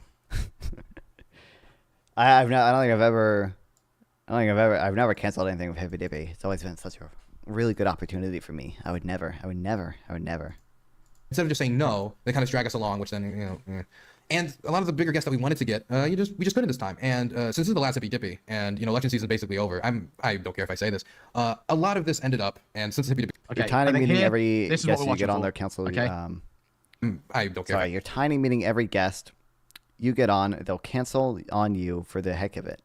One of the many reasons any panel show would be shit. I say this. True. A lot of this ended up, and since Hippy Dippy's over, and we only got 5 days to elections. If I did a panel show, it would not be. I'm not inviting Destiny and actual Jake and like people who get 200, over 50 viewers or whatever. It's gonna be fucking it's gonna be it's gonna be me and Isaac and Sample Text and the boss and those people. PPG will cancel on you. Like, I am more than comfortable. And maybe some of the people I was talking to earlier, like Glenn and those people. A lot of this is the fault of Progressive Victory. Progressive Victory convinced me in a sit-down dinner meeting to relaunch the show. So what happened to not giving direct content suggestions? What happened to that? I thought Progressive Victory didn't try and influence or suggest specific types of content or specific talking points. They had to change in leadership, right? That's the whole issue. Said what they thought, with no expectations. That was what I was told for months, for like 6 fucking months, for like 12 fucking months. I never talked about this publicly because I want them to do good for the elections, but the election's basically over, so I think it's okay to talk about it now, and people can say whatever they want. But they convinced me, they sat me down for dinner, the leader of Progressive Victory, and convinced me to relaunch the show. I was not going to relaunch the show. But then when they tried to convince me over like crap soup in Baltimore, when they tried to convince me of that, I was saying the only thing that stopped me from doing it. And the biggest thing was labor. I don't think they will. I'm going to battle. Like either of them will. You know, that is extremely stressful. I mean, like today I had a gun pointed at me. Dude, Finkelstein probably charges like $30,000 for a fucking media appearance, man. He probably tried to charge me. Like somebody was threatening to shoot me today, like because I think that's something that takes up your time, right? And if I'm going to be dealing with that type of stuff, right? Literally, no one gives a fuck about your gay war journalism, bro. And I'm going to be dealing with. I'm sorry, like who would watch Dylan Burns war journalism over just like CNN? This is your ripping Dylan Burns a new one, you and me, really? Like what? That stuff, every other day or constantly, sometimes like week by week. I'm going to need help with labor, and Progressive Victory said they would provide that to me. Then they did not. Great. He paused the video and said nobody cares. And right? Honestly, wait. I mean, it's not like his war journalism is incredibly popular, but like there's plenty of people who are interested in it and care about it. Like, hello, Cam Nuggets. Wait, they didn't give him what they said they'd give him? That's funny. That's awesome. I think that's something that that's funny. That's awesome. Like he got like fucking convinced to do something he didn't even want to do, and then he got like basically cheated out of it. Like what? And if I'm going to be dealing with that type of stuff, and I'm going to be dealing with that stuff, every other day or constantly, sometimes like an unreleased Cam Nuggets Gamma debate. Maybe. How long is it? Week by week. I'm going to need help with labor, and Progressive Victory said they would provide that to me. Then they did not. And honestly, this had to do with leadership changes in the organization, where the previous leader thought there was value in sponsoring these types of shows in order to create more dialogue in the space and try to sponsor the space, where the new leadership did not value that as much and did not think that was the priority of the organization. Yes. Dude, yes. By week. I'm going to need help with labor, and Progressive Victory said they would provide that to me. Then they did not. And honestly, this had to do with leadership changes in the organization, where the previous leader thought there was value in sponsoring these types of shows in order to... So, I mean, Sam is still there. Sam was there at the start. Sam said... Like, even if you don't think there's value in it, it sucks that he got fucking cheated out of it and had to do a whole bunch of work without any help. Like, now, you know who did change? You know who did go? Who did think that Twitch poll was the way forward? Yeah, it was Brianna Wu. Yeah, it was Brianna Wu. So Brianna Wu getting booted out, fucked over Dylan's show. That's awesome. And now, we've seen the change. They don't give a fuck about Wick. They don't give a fuck about Dylan Burns. They haven't given a fuck about any of these people for ages. They've been fucking chilling with NMP LOL, Pokimane, Sakuno. Those are the PV sponsorships now. To create more dialogue in the space and try to sponsor the space, where the new leadership I don't follow Progressive Victory. I don't know. And did not think that was the priority of the organization. And so it was given compensation, we cut it. And it was canceled like right up to the buzzer. And I could have wished that they could have like stayed with us, but once they cut it, I lost the labor. I lost the potential guests that they would help bring on, which was another thing I asked. That if we're going to do this, I want to have big guests, I want to have big guests if we're going to do this, because I don't want to do this and have all the same guests. And all these things were promised to me or said Destiny was ever crazy involved in Progressive Victory. They just were offering to help out with all of the logistics of his canvassing stuff. So he just all partnered with them. He was never really super on board. They at least help with, and then it just all like sunk. And I was given, some compensation, but once I had already agreed to do the show, the question was, do I cancel the show and tell all the people that, I was going to do the show that we're not going to do it, or do we go forward with it? And I decided to go forward with it because I didn't want to fall back on a promise with you guys. And so we have been organizing Hippy Dippy through some of the most violent periods of the war in Ukraine. And the only reason we've been able to is because of Danabo's hard work. And I want to give Danabo all the credit. It's so funny. Danabo's such a loser, man. He's such a loser. Why is Danabo a loser? This guy's just lame. I thought it's going to be like an actual well-produced video essay. But like it's literally just like low effort like reaction content. He's just like Danabo's a loser. Like Danabo's only ever been really good to me. Like what? Endless free labor for some gimp online. I don't even think it's free labor. I'm pretty sure he's right. Why is he right? I'm pretty sure Danabo is paid. But like if he doesn't get paid, that honestly makes it better. Like what? What? Do you know Danabo's past drama? I don't know if I can. Like, it's fucking like Twitch poll, okay? Is it that bad compared to everybody else in Twitch poll? Like, he acts like such a fucking big shot about it. Danabo he's the booker for Hippy Dippy. He's just been doing free shit for this retailer for years and tries to act like a big shot because he fucking does it.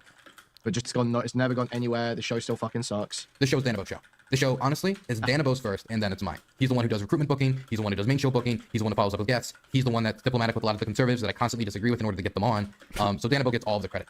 But when I don't like Dylan because he's got an inflated ego, and he fucking the only sucks. people only reason people watch Twitch poll is drama. I don't think that's getting true. new guests. When we got dropped, Only people like drama, but like I don't. For the booking opportunity. I don't think I have any drama. People still sometimes watch me. By PV, the show crumbled. The show crumbled, and not saying the show wasn't any good. I think we had some pretty good panels actually when we came back. The last one I was really happy with, even though that one was booked pretty last second. But once that happened, what my dream was for this like relaunch just like wasn't possible. And so the idea was to like, build up momentum through election season by beginning on these big guests, which would allow us to possibly keep it through non-election season. But once we no longer had those manpower resources, the assets that were promised to be made for the show were not delivered. And so we had to go and pay for assets ourselves when basically everything that was promised like did not get delivered. And there's apologies for this profusely. We just had to do it all again ourselves. And that really undermined our ability to build up the show we wanted to. So we did our best. And what you see from the last few shows is completely just the work of the old Hippie Dippy staff. People who were drawn back into it for love of the game. And so I'm going to give them all the credit in the world. Still support Progressive Victory's actions to get Harris elected. Still support their efforts to get people out to vote. Still support their efforts to go do canvassing.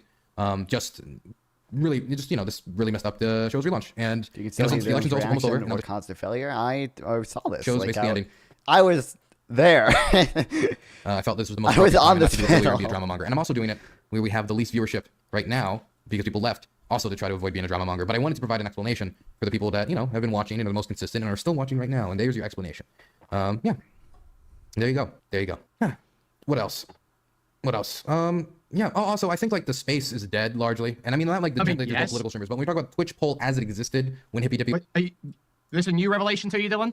Was before. It's just not there, and there's people like Nonfron, like we had on today. Me, let go of me. Who I think could be a future of a potential space, but the Twitch politics space is the Hasanosphere, and the Hasanosphere, to be blunt, is not good at taking critique, not good at doing debates, and I'm not saying like they're all the devil or whatever. I'm just saying that this is definitely not their vibe, and so we had to go into try to find other people outside that. Okay, is this all? I don't care. I don't care. You and me.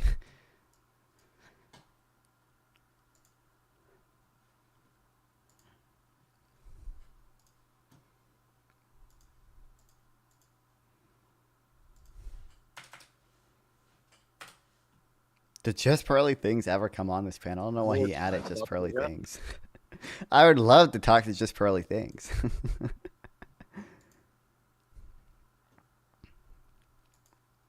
How does she still...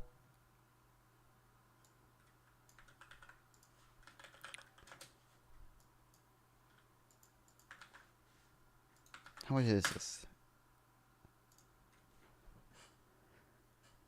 3 million views. Jesus. Oh, wait, no. This is... No, past 28 3 million views. Most of that, only 886k long views. Okay, damn. Still gets them, though.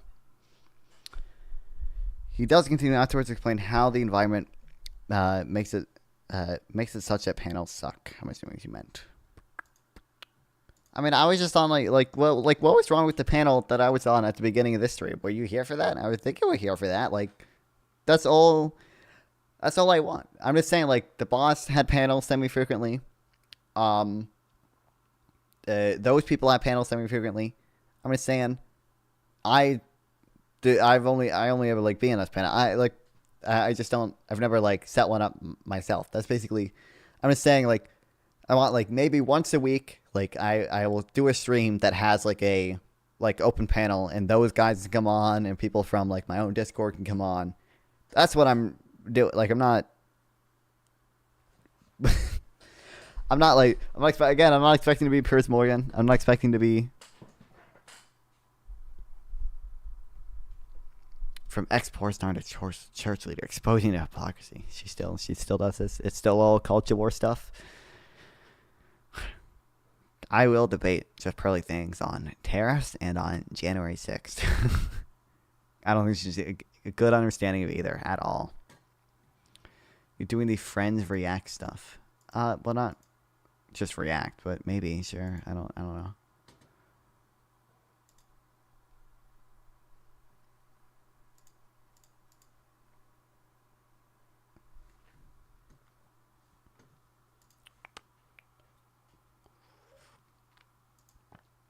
I don't even know what to. I don't know.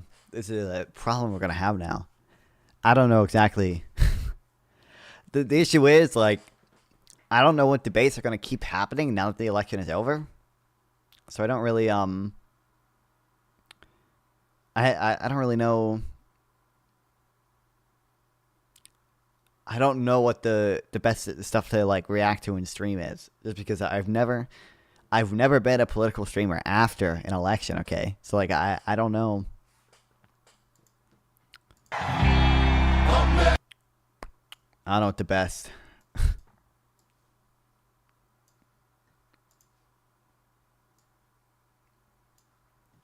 Like what's Jubilee gonna do? Whatever Jubilee does, I'll still react to it and copy it. Like I don't know. The panel we had at the beginning of the stream, that was a good. It's not fun of friends reacting to stuff. At least it gets more than panel. I don't know. I don't think that gets more. Panels are the things that like do the best on YouTube generally. Sometimes reaction content that's better just because I can clickbait the title, obviously. But like that's not true. But I want to say something. Oh, but like I'm still I don't know. Like again, I don't know what debates keep happening after this. Like I'd be really like I feel like it's still interesting to debate tariffs because like when Trump becomes president, he obviously still has the choice of whether or not to enact tariffs, right? So that's tariffs. So that could still be an interesting debate to do. And then like the Jack Smith thing, I feel like is a pretty interesting topic. Like what like God, if Jack Smith, pray for Jack Smith. Pray for Jack Smith, man. Jack Smith shirt. Do you think there's shirts of him? I love Jack Smith. Jack Smith, #1 fan. Jack Smith, making America great again. Oh, these would be so good.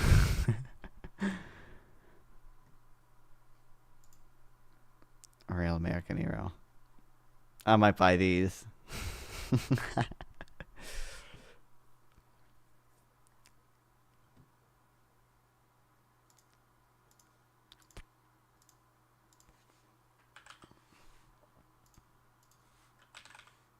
But anyway, Trump has won. Unfortunately, we have to deal with it now. Okay. Money and Macro made a video about what it means. I have a feeling I'm already going to know quite a bit of the stuff in it, but I'm curious to hear his takes because he is a reasonable, good economist. Donald Trump is back at the helm of the world's largest and most important economy, an economy that is the main export market for the world's biggest economies and, crucially, an economy that produces the world's reserve currency, the mighty US dollar. So far, the dollar has jumped while currencies of major exporters like the Mexican peso... Which Trump doesn't like, by the way. Trump doesn't like the strong dollar. He's probably going to try to make it weaker, but... Japanese yen have slumped. On top of that, Trump has literally said that... Under my leadership, we are going to take other countries' jobs. Did you ever hear that expression before? So does this mean that Trump's plans will enrich the US and make the rest of us poorer? That is the question we'll be going over for each of these two key economic policies, starting with the one Donald Trump has been obsessing over since the 1980s. Trade policy, where while Trump used to obsess over Japan, the United States has now been overtaken by China as the world's most important producer. But crucially, as you can see here, when it comes to being the most important source of demand, the US is still the world's most important importer. Indeed, as you can see here in this graph from the IMF, almost all of the surpluses from systemic exporter countries like China, Japan, Gulf states, and Germany are absorbed by demand from the United States, which is represented by the dark orange bars. Therefore, continued demand from the United States I love our is trade crucial deficit to the global economy, and especially for systemic exporters like China, Japan, and Germany. Ever since Trump first came to power in 2016, the US has been trying to desperately decrease its imports and increase its exports. Trump did this by imposing tariffs on the world and especially China. Don't even help exports. Tariffs probably almost certainly don't help exports, okay? There's no reason to believe this because the Econ 101 model can show how they probably aren't going to help exports, and the empirical data supports the fact that they barely help exports if they help at all. One, if you put tariffs on things like steel, right? Then you're hurting manufacturers who do export things because now everything they use to manufacture shit costs more money. For example, if there's a nail company in the US and now they have to pay 10% more for steel, okay, guess what? The nail company in Canada doesn't have to pay 10% more for steel, so they're going to outcompete you on the export market. in order to compete with them, you have to lower your prices. Okay, so that's hurting you as a business. Your profits are hurt because you have to lower your prices to compete on the export market. Also, there are retaliatory tariffs that countries are likely to put into place, which reduces your exports as well, because now it costs them more to import from your country. And then also, you appreciate exchange rates, okay? You make your currency more expensive relative to other currencies, which means it's more expensive for people to buy imports from the U.S. over other countries, because the U.S. dollar is now more expensive for them to buy. On the other hand, Biden preferred to dole out subsidies. And the Econ 101 model can show that, and the empirical data can show that. A ton of studies show this. The audio is broken now. While keeping in place and even increasing some Trump tariffs against China. So what can the world expect from Trump now? First of all, Trump is likely to cut Biden's signature subsidies, especially to green energy producers. The world's exporters will be happy about that, but they will hate the fact that tariffs are now back on the menu. Tariffs against China, but crucially also against any country that displeases Mr. Trump. And which country? True, and then also, like, there are certain things, like a big one is semiconductors. In order to manufacture semiconductors, you need equipment from the Netherlands, okay? There's simply no American alternative to some of the semiconductor fab equipment that you can only get from the Netherlands. Guess what? Those machines cost millions of dollars, and now they're going to cost at least 10% more with these tariffs, meaning they're going to cost millions of dollars more to import here, meaning you're just not going to get semiconductor manufacturing in the US. They're just going to manufacture it in Canada or Ireland if they don't want to manufacture it in Taiwan. So you're undermining even the good industrial policy efforts. Like, displeases Trump the most? Well, it's mostly countries that run a big trade deficit with the US, but notably countries can get in Trump's good graces if they buy a lot of military equipment from the US, or if they do a lot of NATO spending, relieving the US elsewhere. This is why trade surplus countries like Saudi Arabia and Israel managed to stay in Trump's good graces, while Mexico, Germany, and Japan, and of course China, were consistently under threat of increased tariffs last time around. Surprisingly though, even these exporters could still end up exporting more to the United States under Trump, not less. You see, while tariffs will likely hurt exports to the US, last time around Trump turned out to be a big spender, slashing taxes for most Americans and giving them stimulus checks. This made Americans richer, allowing them to spend a lot of that on more imports. Therefore, despite his rhetoric, the trade deficit doubled under Trump the last time. So will Trump again be a paper tiger, threatening with tariffs while implementing tax cuts that increase US demand for global goods? I think that now for a large part depends on Trump's billionaire friend, Elon Musk, who Trump promised will head the newly formed Department of Government Efficiency. This agency will be charged with sweeping spending cuts that could be so drastic that they will plunge the US into recession. At least that is what Musk has hinted at on X. If the US ends up in a recession, its citizens will of course have far fewer dollars to spend on imports. In that case, Trump 2.0 could actually be a disaster for the global economy. So will Trump again be a big spender, or will Trump and his new buddy Elon crash global markets? So far, financial markets are betting that Elon's spending cut plans will be more like his failed Vegas tunnel than his SpaceX rockets, as the mighty US dollar shot up right after it became clear that Trump won the election. This likely happened because currency traders were betting that Trump will spend more, causing inflation, and this then will cause the Federal Reserve to raise interest rates to counter that inflation. Then higher interest rates will attract more foreign capital to US markets, causing the dollar to rise. Please talk about This is the second key effect Trump's spending will have on the global economy, which relies heavily on borrowing and lending in US dollars. So while increased spending on the one hand may help the global economy, this will partially be offset by the fact that the Fed will have to raise rates, which will make global dollar borrowing and spending more costly. This will especially hurt global dollar borrowers like Egypt, Turkey, and Argentina, even though it may help global dollar lenders like China, Japan, and Germany. On the other hand, if the Elon scenario happens and global trade crashes, we can expect the Federal Reserve to partially offset this by lowering interest rates instead. So in conclusion, Trump having won means that the global economy faces two fairly extreme scenarios. The first scenario is the Trump 1.0 boom scenario with higher US imports and higher interest rates, benefiting exporters despite the threat of tariffs. The second scenario is the Elon Musk austerity scenario, which will lead to lower trade and lower interest rates, ruining exporters while potentially providing some relief for global borrowers. Right now, financial markets believe the Trump 1.0 boom scenario with higher US spending, inflation, and interest rates is the most likely. I personally would not bet money on it though, as Milei in Argentina. Listen, I know the everything is priced into the market, okay? Everything is priced in. But also, Trump does not like high interest rates. He fucking hates high interest rates, okay?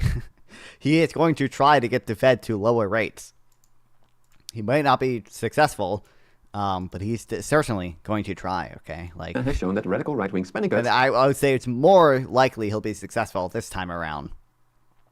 Last time around, he tried to get Powell to lower rates, but he obviously didn't succeed. But I'm worried. do sometimes actually materialize, leading to a recession. One thing is certain though, and that is that this type of radical uncertainty is bad news for the long-term attractiveness of the US dollar as a global reserve currency and for global trade in general. That being said, as this graph has shown, global trade has been unbalanced for decades now. Key Trump economic advisor Scott Bessent recently said that the US, under Trump, does actually not want to abandon the global economic order, but rather reform it to make it less imbalanced. Indeed, many well-respected economists have argued that the current dollar-based economic order is ultimately unsustainable and leads to increased inequality within both major exporters and major importers. At least that was a major part of Mr. Bessent's argument that he published in The Economist, the sponsor of today's video. If you want to get into more depth about what the Trump administration will do on a global scale, I highly recommend you check out the full article in The Economist. Then I suggest you follow up with this article published by Trump aide Nadia Shatlow. Why are they? Listen, I love The Economist. Why are they're sponsoring videos now? Can The Economist sponsor my videos? Bro, what? About how Europe can best work with Trump. Finally, I'd recommend this article about the tail risk of the new Trump administration. Such extensive coverage of arguments from both sides. I think I don't think I read all of that one, but I did read some of it. I don't like it. Not looking forward to it.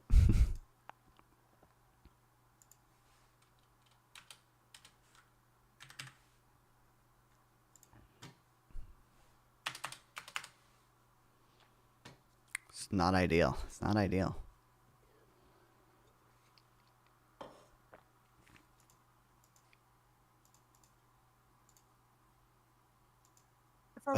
Big Mike is Big Mike. Can y'all see that? Probably not.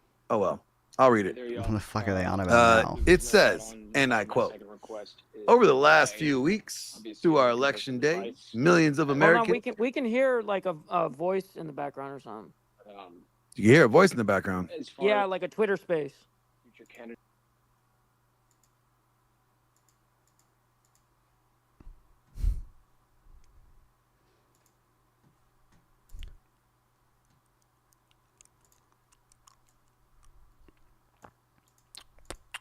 The Opinion's putting his fucking new post behind paywalls, okay? I'm not buying his shit, okay? But I want to read it because I love Noah Smith. I think he wrote this before the election, but I am interested in reading it now as well. Realistically, how much damage could Trump do to the U.S. economy? Despite seemingly daily revelations and new scandals and a wave of denunciations from almost everyone who served under him in his first term, Donald Trump is still the frontrunner of the upcoming presidential election. I think Trump is extraordinary, dangerous in terms of his foreign policy by bending allies. He'll fracture the free world coalition that won the First World War, leaving Eurasia open to Chinese and Russian domination. I also think 4 more years of a Trump presidency would be corrosive to American society as a whole, since it would bring back at least some of the bitterness and unrest that prevailed during his first term. Those are my main reasons for not voting for Trump, but in addition, it's also worth thinking about Trump's economic policy ideas and what kind of opportunities and dangers they might present. Trump basically has 3 main economic policy proposals. 1, mass deportation of illegal immigrants. 2, very high tariffs on China, and moderate tariffs on imported goods from all other countries. And 3, very large tax cuts. 23 Nobel Prize-winning economists just signed a letter saying that Trump's economic policies would be bad for the country. Some excerpts.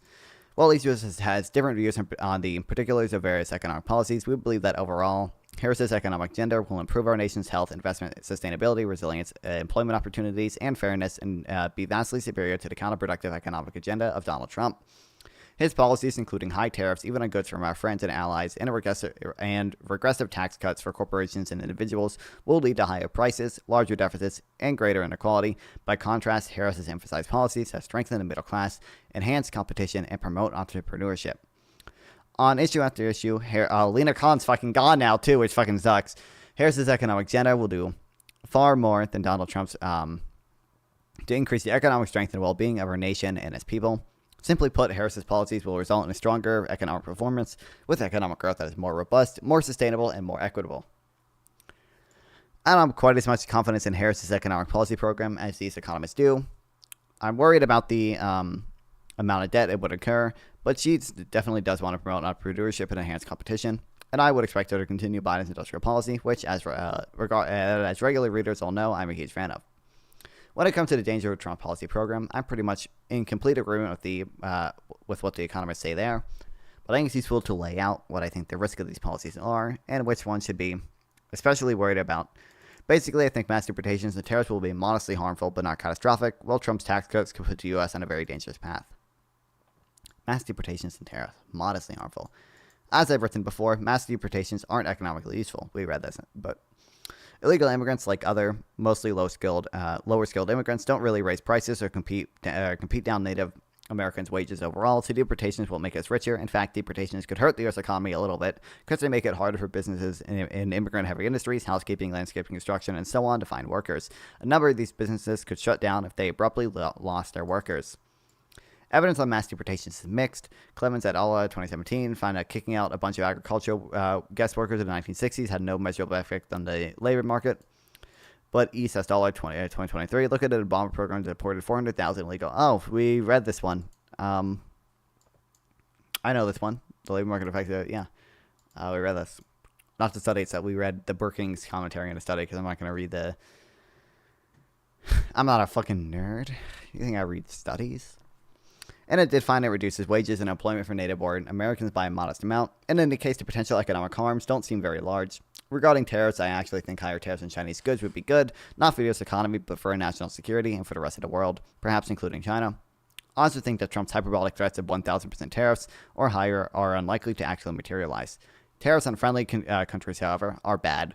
They're going to hurt U.S. manufacturing by depriving American manufacturers of intermediate inputs, materials, parts, etc., thus raising their cost. In fact, research shows that this is a pretty predictable negative effect of tariffs. We probably read about this, probably disentangling the effects of the...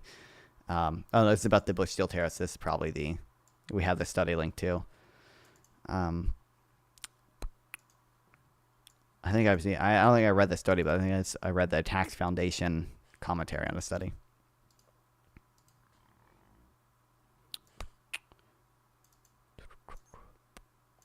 A price that we should be willing to pay with respect to China, but it's pointless with respect to Europe, Korea, Japan. And starting a trade war with the entire world is likely to lead to retaliatory tariffs on American exports, hurting U.S. Businesses further, and exchange rate appreciation, which also reduce exports. Remember, tariffs are not just a tax on import; they are a tax on trade. Okay, they end up reducing exports too, unless you subsidize exports, which is what Trump ended up doing, by the way, with some of the farmers, right? He had to spend a ton of money subsidizing the rural agricultural farmers who couldn't export to China anymore, right? And start a trade war with the entire world. U.S. businesses further. The damage will be limited, however, by exchange rate adjustment. When a country puts up big tariffs, its exchange rate appreciates because its demand for other countries' currency falls. This makes imports cheaper for that country, particularly partially canceling out the effect of the tariff. You see that dollar gaining strength after Trump's original tariffs went into effect in 2018. So I think while tariffs are our allies are a terrible idea, their economic harm is to some degree self-limiting, and some might don't see the possibility of economic catastrophe from either of these policies. Trump's tax cuts are a gigantic debt bomb. Tax cuts, however, are another matter. People don't seem to realize the sheer scale of the tax cuts Trump is proposing without any spending cuts to balance them out. Don't you know, Noah Smith, that we have Doge. We have Doge, though. Can't wait for Doge. Kill me. The Van Wharton budget model, a tool for analyzing the fiscal effects of policy proposals, spits out some very startling numbers for Harris and Trump policy agendas. Harris' policy program is a bit worrying. Over 10 years, we'd add $1.2 trillion to America's current $35.8 trillion of debt, but it's absolutely dwarfed by what Trump's program would be. The model shows Trump's tax cuts raising the debt by $5.8 trillion by 2035. Here, via Axios, is a picture of the model's assessments for the two campaigns. Some estimates are even higher. The Committee for Responsible Budget thinks Harris's plan would add $3.5 trillion to the debt, but Trump's would add $7.5 trillion, with the possibility of even higher increases. That's bad news for America in general. It suggests that our politics are incapable of generating balanced budgets, even in a booming economy. Both parties feel the need to promise both low taxes and higher spending in order to win elections over their rivals. But it doesn't mean both sides are the same. Republicans have been generally less fiscally responsible. Democrats over the past half a century. True. Oh, yeah, I saw that.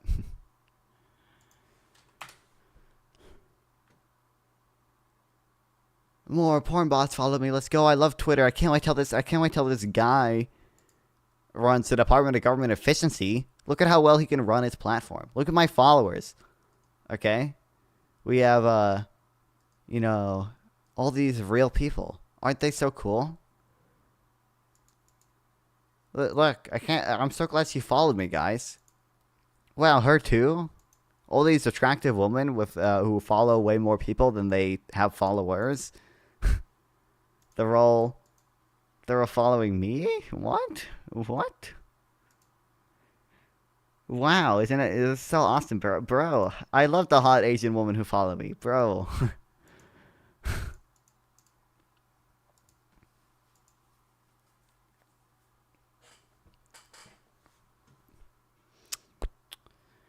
So if you care about that, Harris is definitely the lesser of two evils here. And in fact, there's another reason to worry that Trump's deficit exploding proposals beyond the simple fact that they're much larger than Harris.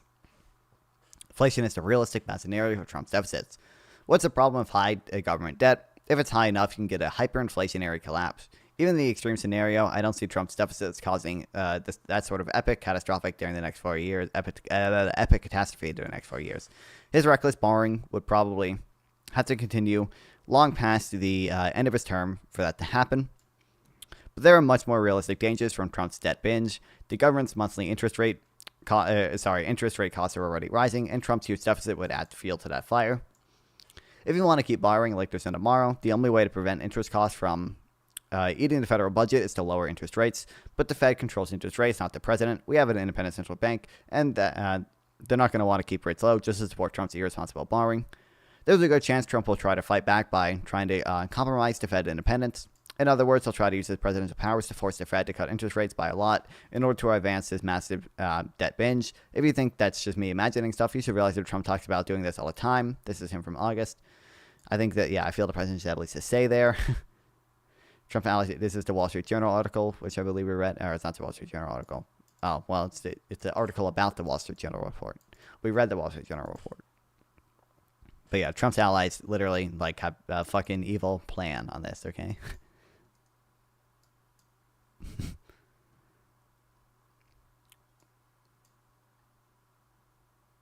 Jones said could not determine if the former president was aware they signed off at the effort, but some people close to discussions believe that the work has received his blessing.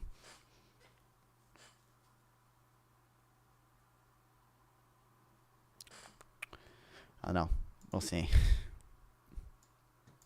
Just a few days ago, Trump repeated that he would be better than proud at setting interest rates, and one of Trump's advisors floated the idea of creating a shadow Fed chair to pressure the Fed into obeying Trump's wishes.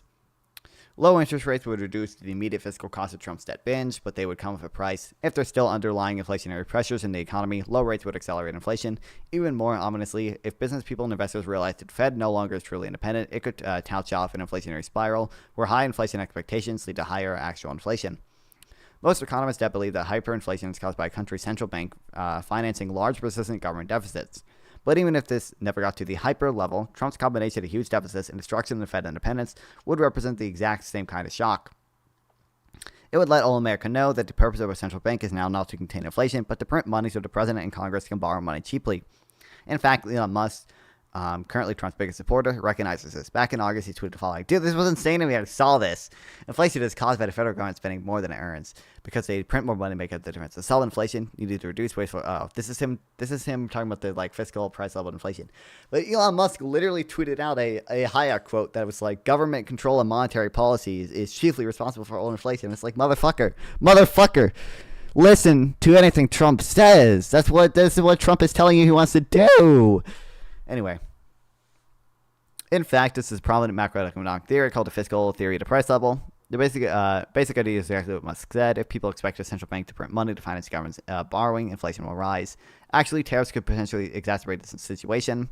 The one-off rise in consumer prices caused by Trump tariffs could add to the general perception that inflation is going up, which could help start the upward spiral, inflationary expectations and actual inflation. But even if it didn't happen, seeing Trump forcing the Fed to lower rates would provide a very clear public signal that new inflationary era of unrestrained borrowing and money printing is upon us.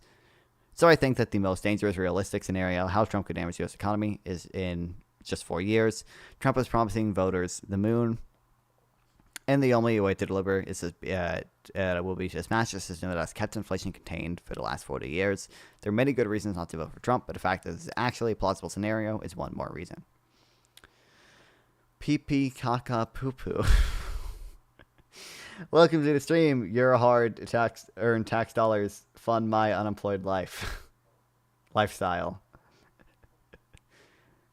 Nice one, bro. Basic problems America can understand Trump's promises effortlessly, but they don't. They probably don't understand the. Everything great is proven as simple as a promise takes enormous intellectual work. True. Nobody understands. Nobody. Whoa, nobody knows what the Fed even does. That's not true. I shouldn't say nobody. Plenty of people know. Plenty of people know. Okay.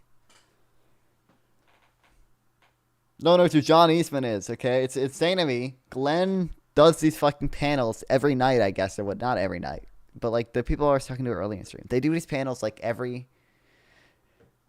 Not every night again, but like they do these panels often. Okay. No one has ever brought up John Eastman to you. No one has asked you, what do you think of John Eastman? Are you kidding me? Are you kidding me? You have strong opinions on January 6th and you don't even know who John Eastman is?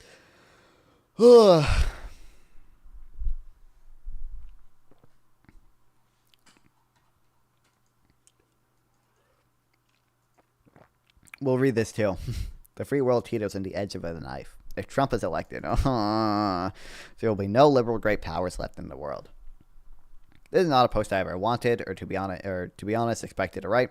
I'm an optimist by nature, and I'm not an expert in geopolitics, and yet the trends are obviously dire, and so few people seem to recognize the danger, that I feel like I have to keep sounding the alarm and hoping that someone out there is listening. The partnership of authoritarian states I've been calling the new axis is very real, and it is making moves. A large number of North Korean soldiers, reports put them to 10,000 to 12,000, have been dispatched to fight on Russia's behalf in Ukraine. Meanwhile, Chinese companies have now been manufacturing weapons for Russia's war effort, adding to Iranian and North Korean supplies. Military ties between China and Russia seem to be increasing, with Russia's defense minister saying the two countries have a common understanding of what needs to be done. Meanwhile, China just carried out its most aggressive and extensive military exercises around Taiwan yet, surrounding the island with what looks to most observers like the practice for a blockade or invasion. If this looks like foothills of World War III, well, that's because it very well might be. That prospect is scary enough, but what's even scarier is that in just over 2 weeks, Donald Trump might be elected president of the United States. Although it's not possible to know for certain what the consequences of a second Trump presidency would be, it's very possible that it will result in the U.S. essentially surrendering its European allies to Russia and its Asian allies to China, thus dramatically weakening America's own ability to resist those enemies in the future. The free world is teetering on the edge of a knife. To explain why Trump victory is so dangerous, I should first go over the basic geopolitical situation. In the past few years, the U.S. has finally gotten serious about standing up to the emerging China-led coalition of authoritarian powers, but because of its domestic politics, that nascent resistance is now in danger of collapse. The Chinese ascendants in the U.S. fight back. Ever since World War II, the U.S. has been the free world's indispensable nation, the arsenal of democracy, an economic and demographic bulwark that has anchored defensive alliances in Europe and Asia. During the entirety of the Cold War, that bulwark held politics didn't really stop at the water's edge, but dogged resistance to Soviet power and steadfast support for U.S. allies was a constant threat in both Republican and Democratic administrations all the way up to 1991, and so the free world prevailed. But the U.S.'s importance to the Democratic Alliance system always represented a single point of failure. If America's political will ever collapse, it would leave Europe and Asia abruptly vulnerable to the might of a rising China or resurgent Russia. During the 2000s and 2010s, there were ominous signs that social collapse might happen. Political polarization increased alarmingly, the legislature became increasingly dysfunctional, government shutdowns and debt ceiling fights became routine, and progressives and conservatives developed their own largely disconnected media bubbles. So then Donald Trump was elected, and the nation descended into 4 years of nonstop culture wars and political shouting. During all this time, China's industrial might grew relentlessly as America stagnated and fell more and more behind. Industrial might, of course, is the fundamental source of military might, and it also allowed China to onshore and secure most of its critical supply chains. Meanwhile, China also began to wield its economy as a weapon to silence its critics all over the globe, even as it ramped up espionage to an almost incomprehensible levels. I don't think I've read this before. The scale of Chinese spying overwhelms Western governments. Here's the escalation as China's intelligence gathering operations looks to consolidate Xi Jinping's grip on power.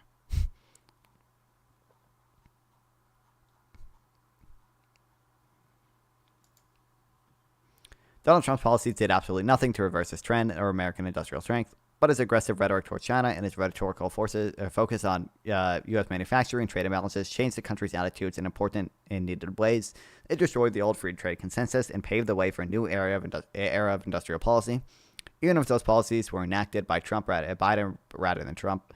Meanwhile, Trump's export controls, inbound investment restrictions, and hunt for Chinese spies were not always effective, but they represented the first glimmers of the U.S. resistance to the Chinese power. Trump changed attitudes, but Biden changed policies. In the years since 2020, America's fight back against China's growing dominance got truly underway. Biden unleashed major export controls in Chinese semiconductor industry that went far, far beyond anything Trump has done. Those export controls have been highly effective so far, slowing down China's cutting-edge chip-making manufacturing. I think I've seen some of these before. They do have a lot lower yields, and I think inability to obtain 3.5 nanometer chips because they don't have the tools they need to.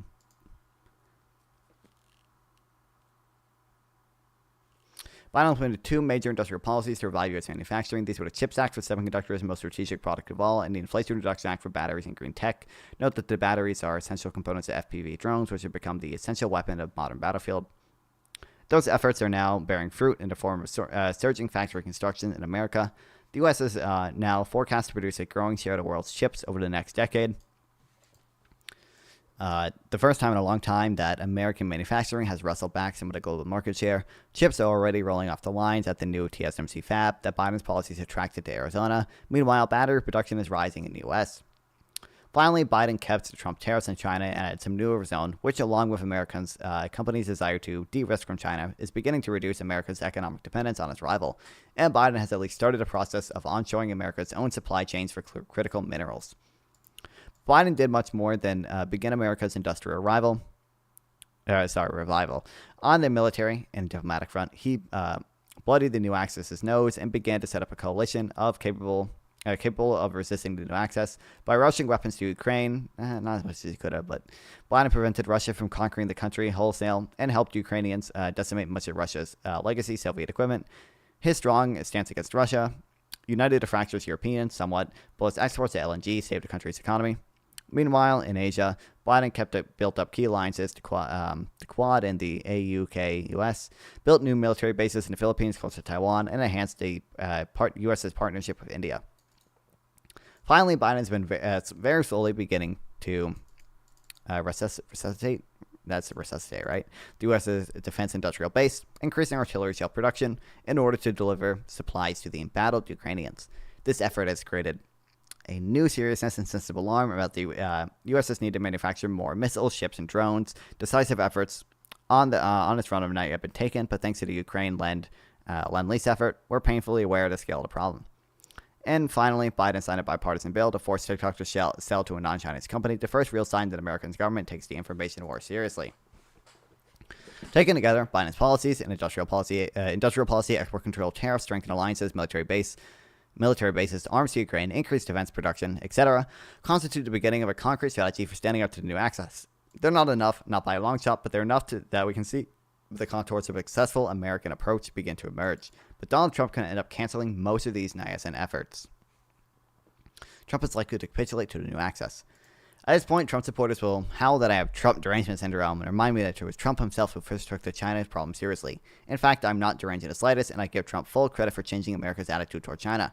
The problem is that the second Trump administration is likely to be different from the first one. First, we should know that look at Trump's own rhetoric. Trump has declared himself his intent to place a higher priority on fighting his own internal enemies than America's resisting external foes. We all saw this quote. At a recent rally, Trump declared that all the scum we had to deal with are a bigger enemy than China and Russia. Trump's actions are telling. After trying to force TikTok to divest in his first administration, Trump has now turned against the effort, declaring that the U.S. is U.S. media is the only one we really have to straighten out. In Europe, Trump is even more likely to capitulate since he's an inveterate and dedicated opponent of Ukraine aid. He blames Ukraine's President Zelensky and Biden for starting the war, and frequently calls for cutting off aid to the embattled country. And he threatened to leave NATO many times. Yeah.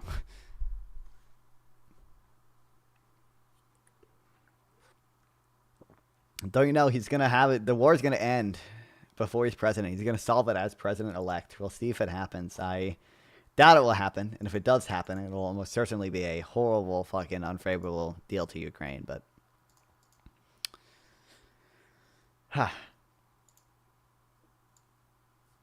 Director of National Intelligence Dan Coats has said that he believes Putin is personally backing Trump. I have no position on whether that's true or not, but it's notable given the source. Both Trump's rhetoric and his record in office indicate that he's likely to cancel many of the policies Biden has been using to stand up to China.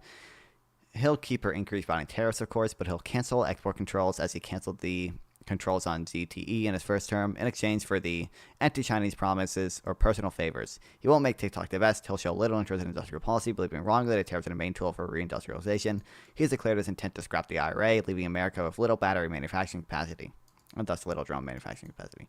Worst case for Dems is Trump making the economy better and tax cuts not going too extreme, and backtracking the tariffs and abortion, which is highly likely. I don't think that's highly likely. No shot Trump backtracks on tariffs. There's no chance he does that. No shot. At least not on he might not actually end up doing it wouldn't surprise me if someone convinced him not to do literally universal tariffs on literally everything.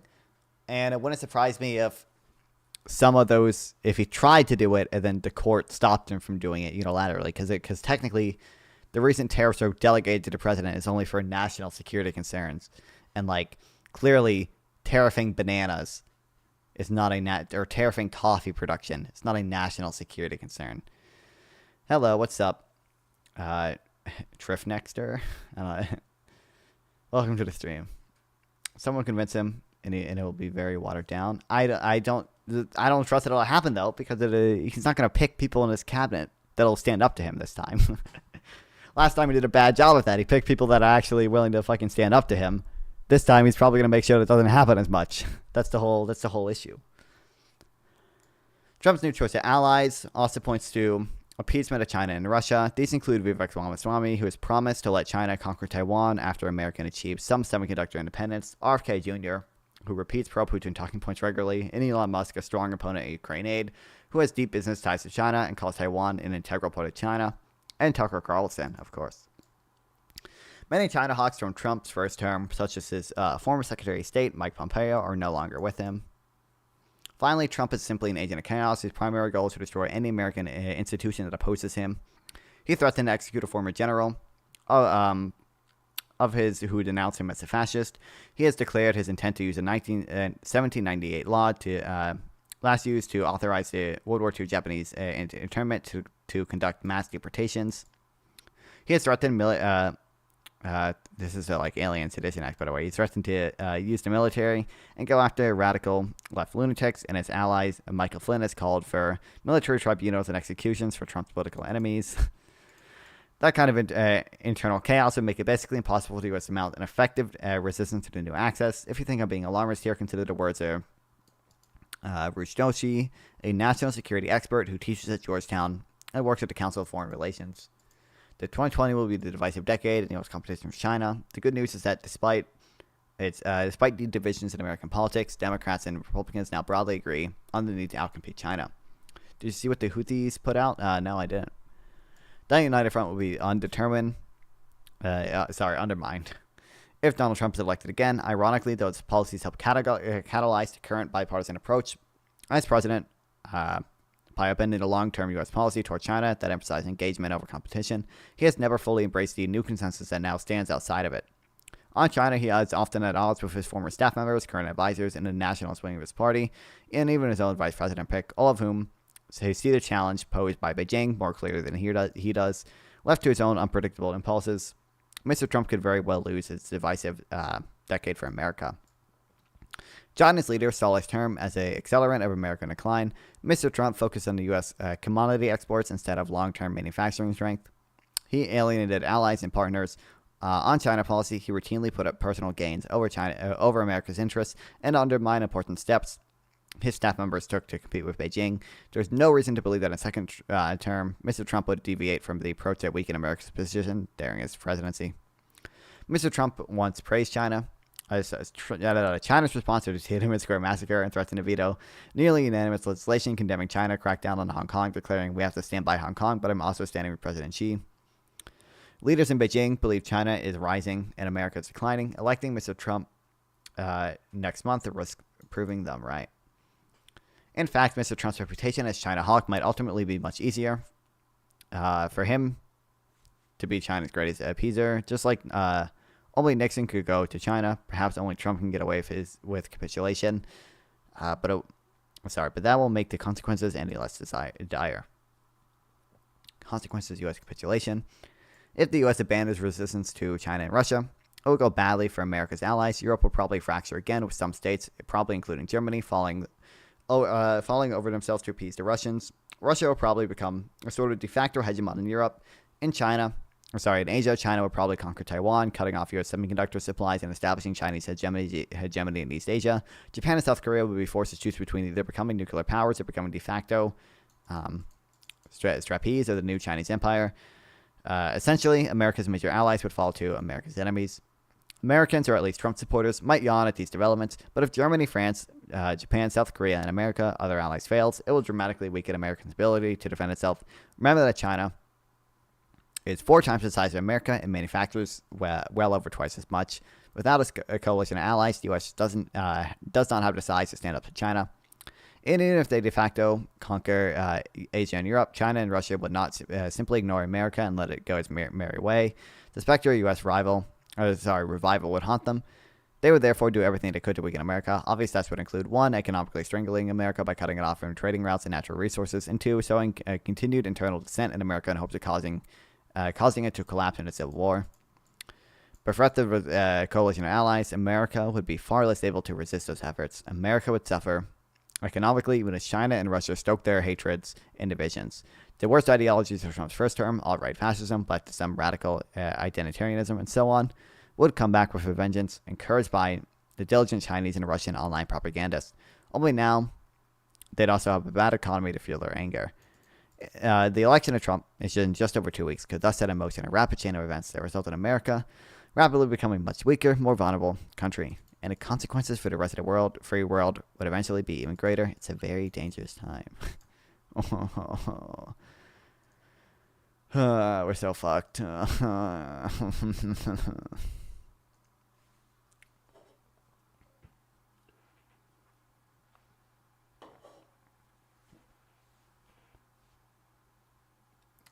You know what's dude. To be clear, the fact that we lost this election was not the single issue Gaza voters' fault. Okay, that much is clear. That very much not their fault. Okay, probably, unless there's 13 million single issue Gaza voters. Maybe they're out there. Okay. Running to the left in Israel may have even helped Kamala. Okay, because there might have been more people mobilized by that. Because I think people are leaning more and more into Israel, whatever. But oh my God, I very much think this could have basically been the last chance for a Palestinian state to eventually emerge. And Trump being elected can 100% completely fuck that. Because Trump probably will just let Netanyahu annex the West Bank. Kamala is for Winfrey? Yeah, for sure. But very, Trump is, if Bibi wants to annex the West Bank, Trump is going to recognize that, okay? He's not going to care. He's just going to, immediately recognize it, okay? And, I think Bibi very much, this would be the time to do it. He's a favorable U.S. president. The war's going on. All this stuff can give him, a pretext to do it. It's all, didn't he literally say, for every fucking Israeli hostage killed, we're going to build settlements in the West Bank or whatever. It was something kind of like that. It wasn't that exactly. But oh my God. He's certainly not going to approve any aid to Gazans as well. But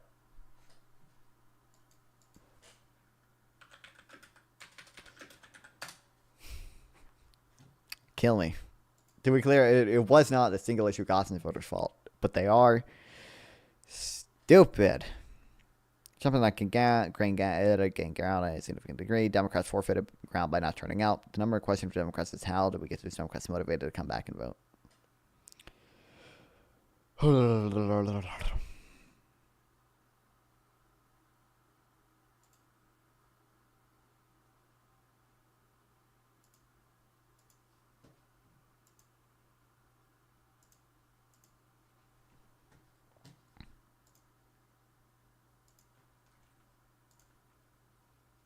from where? Single mothers. If you look at the statistics for single fathers tend to raise more. Who do you like to win, educated, sir? Well, we more already had the productive, more election. The guy I did not want to win children. won. So you know I what? did You not want want Trump to our win. I future wanted of this nation Kamala to be Harris to win, successful, but then we need to leave the we children with the already had parent it. It's already that can over. provide It's that over. success for our future, and that's the fathers. I gotta gift its membership to Glenn. Wow. That makes sense. That makes sense. It's my favorite insurrectionist.